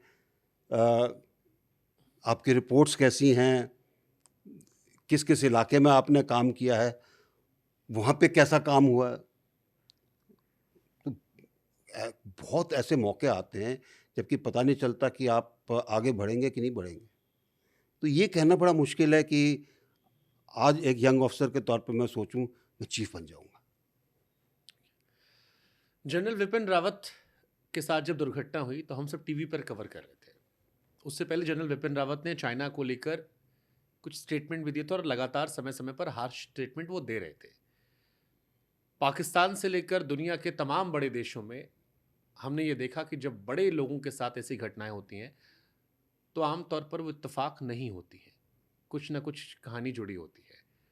उस वक्त कई सारे ऑफिसर्स संदेह भी किया, हालांकि कोई ऐसी बात निकल कर नहीं आई, लेकिन क्योंकि आप इनसाइड आउट देख चुके हैं सारी कहानियां, वो नेचुरल एक्सीडेंट था, आपको लगता है कि उसमें कोई साजिश हो सकती है? नेचुरल इत्तेफाक था। अच्छा हेलीकॉप्टर था, कमांडिंग ऑफिसर उसका चला रहा था, रिहर्सल कर चुका था 2 बार, जो कि कायदे से जैसे करनी चाहिए। कहीं स्प्लिट सेकंड की कोई दिक्कत हुई है, स्प्लिट सेकंड। जहाज की स्पीड, उस हेलीकॉप्टर की स्पीड काफ़ी है, 2 पहाड़ों के बीच में से गुजर रहा था, अचानक नीचे से बादल आए, वाइट आउट हो जाता, आपको दिखता नहीं है, ऐसा नहीं है कि आपको कुछ आगे दिखाई दे। उसके अंदर क्या उस टाइम किया होगा वो किसी को नहीं पता। वो एक सेकंड की जो गड़बड़ हो गई या माइक्रो सेकंड की गड़बड़, क्रैश कर गया इसमें। और फुली फ्यूल्ड उसके टैंक्स पूरे भरे हुए थे, क्योंकि वो वहाँ पर रिफ्यूल नहीं करना चाहता था। वहाँ पे बैरल्स के अंदर उसका वो आएगा, दूसरा आएगा, उसको फेथ नहीं थी, वो अपना पूरा लेकर जा रहा था। तो वो एकदम से जैसे ही क्रैश हुआ, वो पूरा का पूरा एकदम से, ये कहिए कि सारे फ्यूल टैंक्स एकदम से स्टार्ट हो गए। तो बहुत ही, मैं कहूँगा कि दर्दनाक, बहुत ही ऐसी चीज़ जिसके बारे में कभी सोचा नहीं जा सकता, और अनफॉर्चुनेट, ऐसा कभी सोचा नहीं था। और कई बार होता है ऐसी चीज़ें, कई खासकर हेलीकॉप्टर्स के साथ पता नहीं चलता कब क्या होगा। आपको कब पता लगा था उस जब ये घटना हुई, क्या रिएक्शन था? जैसे ही हुआ था उसी टाइम पता लगा कि ऐसा हो गया है। उसके बाद चेक किया, शुरू में उनके शव का पता नहीं चला क्योंकि पूरे जल गए थे। ये था कि शायद बच गए हैं अभी हाँ, नहीं तो हॉस्पिटल लगा कि शायद हॉस्पिटलाइज। बच गए हैं, लेकिन फिर बाद में पता चला कि फिर उनका डीएनए कराया गया, तब उनका पता चला कि वो पूरा जो फ्यूल टैंक के साथ पूरा भरा हुआ हो तो पूरा ये कहिए कि एक तरीके से आप बम के अंदर बैठ के जा रहे हैं। सीडीएस बनाया गया पहली बार भारत में। आपने शुरू में एक बात कही थी करगिल वाले घटना को लेकर कि समन्वय नहीं था आपस में, कोऑर्डिनेशन नहीं था। आप आर्मी चीफ रह चुके हैं, सीडीएस बनने से आपको लगता है कि चीजें बेहतर हुई हैं? बिल्कुल, सीडीएस की डिमांड कोई आज की नहीं है, 40 साल से डिमांड चल रही थी और उसका कारण था कि एक व्यक्ति चाहिए जो कि सिंगल पॉइंट ऑफ एडवाइस दे, सारी चीज़ों को समझे और उनको उनके कार्यान्वयन के अंदर उसकी भूमिका हो ताकि सब चीज़ें एक समन्वय के साथ चल सकें। उसकी ज़रूरत थी और मैं श्रेय देना चाहूँगा प्रधानमंत्री जी को कि उन्होंने इसको जल्दी माना और इसको कराया। इंडियन आर्मी का सबसे बड़ा दुश्मन कौन है, पाकिस्तान या चाइना? क्यों? इंडियन आर्मी के सभी दुश्मन हैं। सबसे बड़ा भारत के लिए ज्यादा बड़ा खतरा कौन है, पाकिस्तान से? देखिए, कौन क्या करता है उसकी बड़ी एक अलग चीज़ है। इस समय हमारे दोनों उत्तरी पड़ोसी और हमारे पश्चिम में जो पड़ोसी हैं, उनकी मंशाएं ठीक लगती नहीं है और दोनों के बीच में समन्वय भी है, तो कुछ ना कुछ वो करते रहेंगे और हमारे ऊपर निर्भर करता है कि हम क्या उनको संदेश दें जिससे कि वो वहीं पे रुके रहें। डोकलाम में भी 2008 में आपके साथ एक घटना मुझे आपने कहीं सुनाई थी कि एक यंग ऑफिसर ने यंग ऑफिसर को देखिए क्या होता है, चाइनीज ट्रूप को कहा कि आई विल शॉट यू। हाँ, 9 ग्रेनेडियर्स का यंग ऑफिसर था और होता क्या है कि अगर आदमी को पीछे मुड़ के देखना है तो फिर काम गड़बड़ हो जाएगा। तो एक सीधी सादी इंस्ट्रक्शन थी कि आपको क्लियर हुक्म है, ये चीज़ नहीं होनी है। तो चाइनीज़ पेट्रोल आया, मेजर था, उसके साथ मेरे पास 50 या 40 जवान थे और आके उन्होंने वो हमारा तार हिलाना शुरू करा, न्यू टेक इट आउट। हमने सुना इसके पहले शायद बंकर भी तोड़े गए थे हमारे। उससे पहले, हाँ, उससे पहले 3 बंकर। मैं उसके बाद क्या कहते हैं ईस्टर्न कमांड के अंदर आया था, तो वो मेरे दिमाग में था कि बंकर क्यों टूटे। अगर हम चाहते, अगर हम वेट करते रहे, पूछेंगे अभी आर्मी हेडक्वार्टर बताएगा, पता नहीं क्या हो जाएगा, तो एक क्लियर एक निर्देश था सबको, ऐसे नहीं होना है। तो जब उसने हिलाना शुरू किया तो उसने जाके उसका हाथ पकड़ा प्यार के साथ और हटाया, कहा अगली बार हाथ लगाया I will shoot you. That's it, चले गए। अब दोबारा नहीं आए, वहाँ दोबारा आए नहीं वो। तो ये देखिए सबके अंदर है, लेकिन अगर किसी को ये लगने कि मैंने कर दिया तो कहीं गलती ना हो जाए, पता नहीं मेरा क्या होगा, तो ये भरोसा दिलाने की ज़रूरत है कि देखिए जजमेंट की अगर गलती है ठीक है, डांट डूंट लग जाएगी, लेकिन अगर कोई और बात है तो ठीक है, उसके लिए तैयार रहो। अगर कुछ नहीं है तो हमारा हाथ आपके ऊपर है, कोई दिक्कत नहीं। इंडियन आर्मी को जो अभी इक्विपमेंट्स मिल रहे हैं, जो जिस तरह से फैसिलिटीज़ मिल रही है, वो चाइना के कंपैरिजन में सही है? देखिए हम चाइना के साथ क्यों कंपेयर करते हैं, हम ये देखें क्योंकि कि वो वो हमारे चीज़ पड़ोसी हैं और ठीक वो है। पाकिस्तान में, नेपाल में, श्रीलंका में, हमारे तीनों पड़ोसियों को लगातार वो फंड कर रहे हैं, उनके पोर्ट्स पर कब्जा कर रहे हैं, वहाँ से हम पर प्रेशर बना रहे हैं उनको साथ में लेके, इसलिए पूछा। जहाँ तक हमारी जो चीज़ें हैं अगर वो अच्छी हैं, उसके ऊपर हमको विश्वास है, तो हमको किसी से डरने की ज़रूरत नहीं है, क्योंकि हमारे अंदर एक और बड़ी चीज़ है और वो है हमारे लोगों का जज्बा। उससे बड़ा कुछ नहीं है। 62 के अंदर हम बोल्ट एक्शन राइफल लेकर लड़े, जहाँ जहाँ हम लड़े वहाँ चीनियों के छक्के छुटा दिए हमने। वो दूसरी बात है कि उस टाइम जो भी हायर लीडरशिप थी उनकी गलतियाँ थी, लेकिन जवान, उसके साथ खड़े हुए ऑफिसर और यूनिट लेवल जो लोग बाग थे, उनका कोई मुकाबला नहीं। और बाद में कई बार चीनों को भी छक्के छुड़ाए हमने। फिर तो बात हुई है ना सर, ये तो हमने सारी बातें कर ली प्रैक्टिकल। एक और, हर फौजी भी तो इंसान ही है।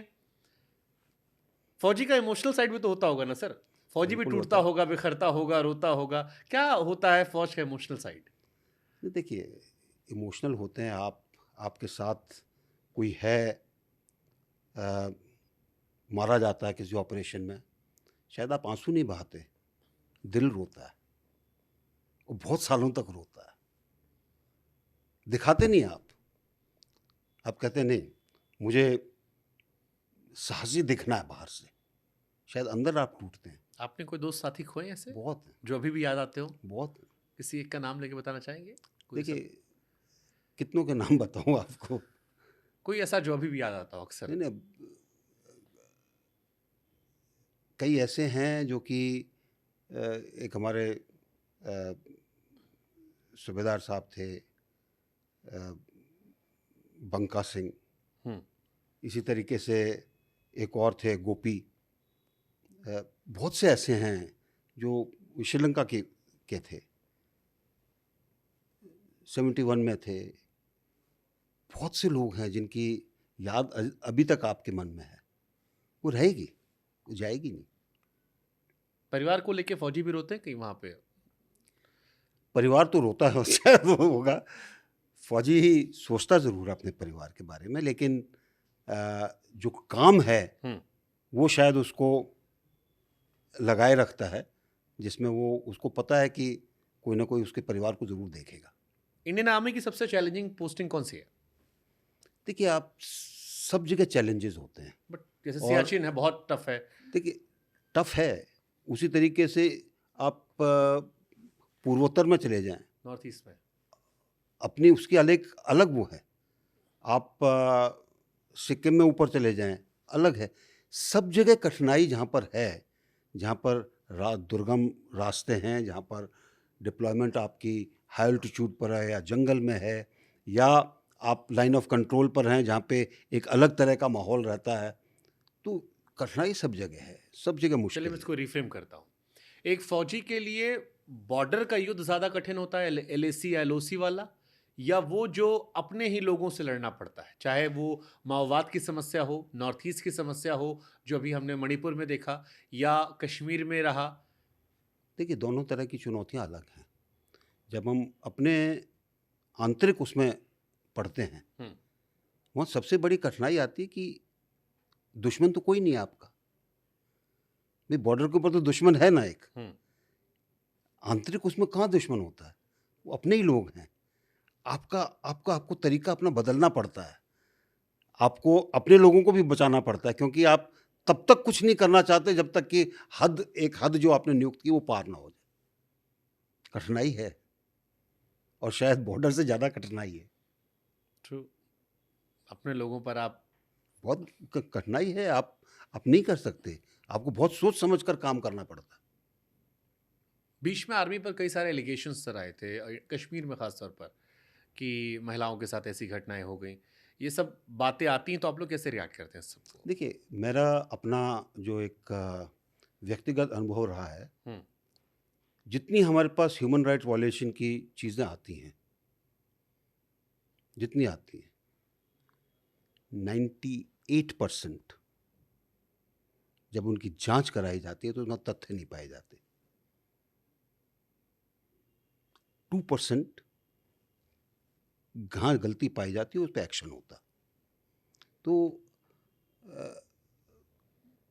कई चीज़ें हैं जिसमें कई बार मीडिया ट्रायल हो जाता है, बिना समझे कि क्या हुआ है क्या नहीं हुआ है। वो बहुत ऐसे इंसिडेंट है, मैं आपको बता सकता हूँ कि जहाँ चीज़ अलग चलती है, बाद में जब उसका सच पता चलता है तो कुछ और होता है। हुँ। एक खबर मैंने और पढ़ी थी, नेपाल से रिक्रूटमेंट होता था हमारी फ़ौज में, उसे काफ़ी कम किया गया। अब चाइना ने उनको रिक्रूट करना शुरू कर दिया क्योंकि तो उसमें चाइना नहीं, उसमें क्या है कि अ, रूस ने भी कुछ लोगों को लिया है, यूक्रेन ने भी कुछ लोगों को लिया है, कुछ चीन भी कोशिश कर रहा है। अब ज़्यादातर लोग सेना में इधर आते थे और उसके हिसाब से वो पसंद भी करते थे।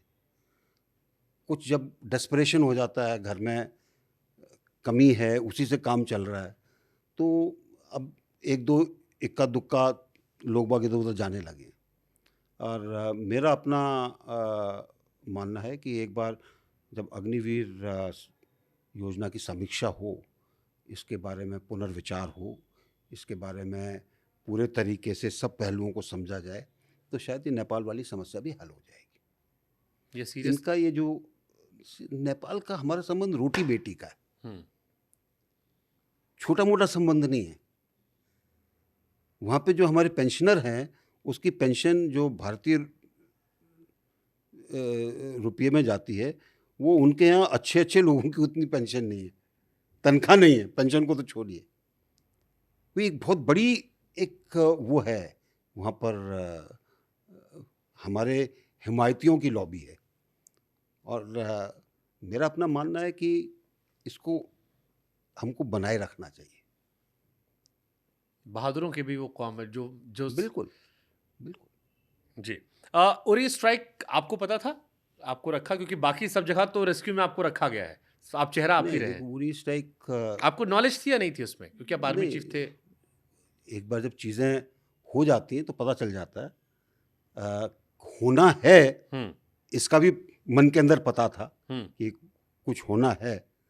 किस रूप में होगा, किस तरीके से होगा, कहाँ पर होगा, एक जनरल अंदाज़ा, क्योंकि वहाँ पे इतना रहे हैं तो होता है कि कुछ ना कुछ होना चाहिए।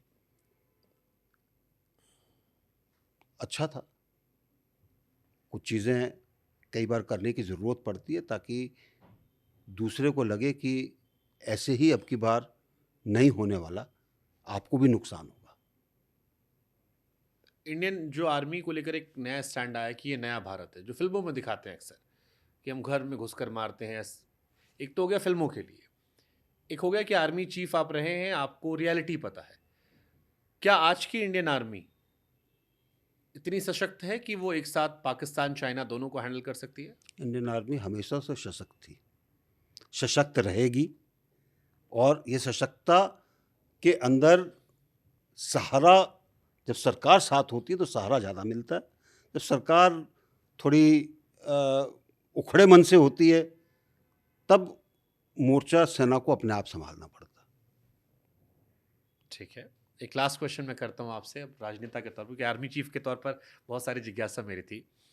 अगर general VK Singh yes boss वाले आदमी होते तो क्या पॉलिटिकल करियर और शानदार हो सकता था, और पॉलिटिक्स में भी वो सर्वोच्च पर पहुंच जाते? देखिए, पॉलिटिक्स मेरे लिए उसकी व्याख्या अलग है।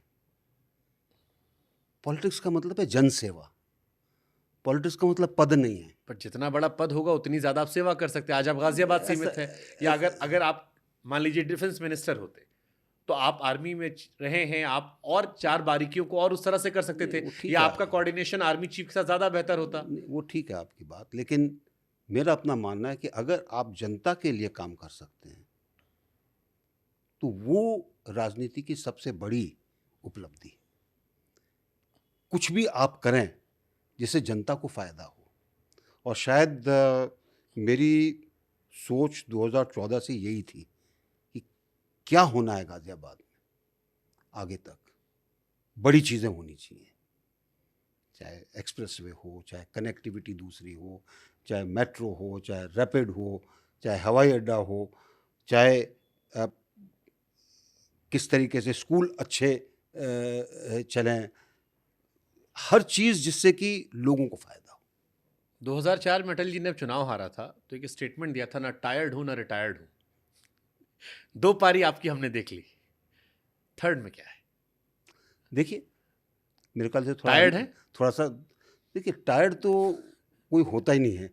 जो टायर्ड हो जाता है उसको रिटायर करते हैं। 3.0 कुछ देखते हैं। Thank you so much sir, आपने हमें समय दिया। तकरीबन हर एक विषय पर हमने कोशिश की बात करें। आई एम श्योर कि लोग भी उतना एंजॉय करेंगे। एक सवाल मेरा आपसे आखिरी है जिसको मैं पूछना चाहूँगा। तकरीबन 2 घंटे का हमने इंटरव्यू किया, ये इंटरव्यू लोग क्यों देखें?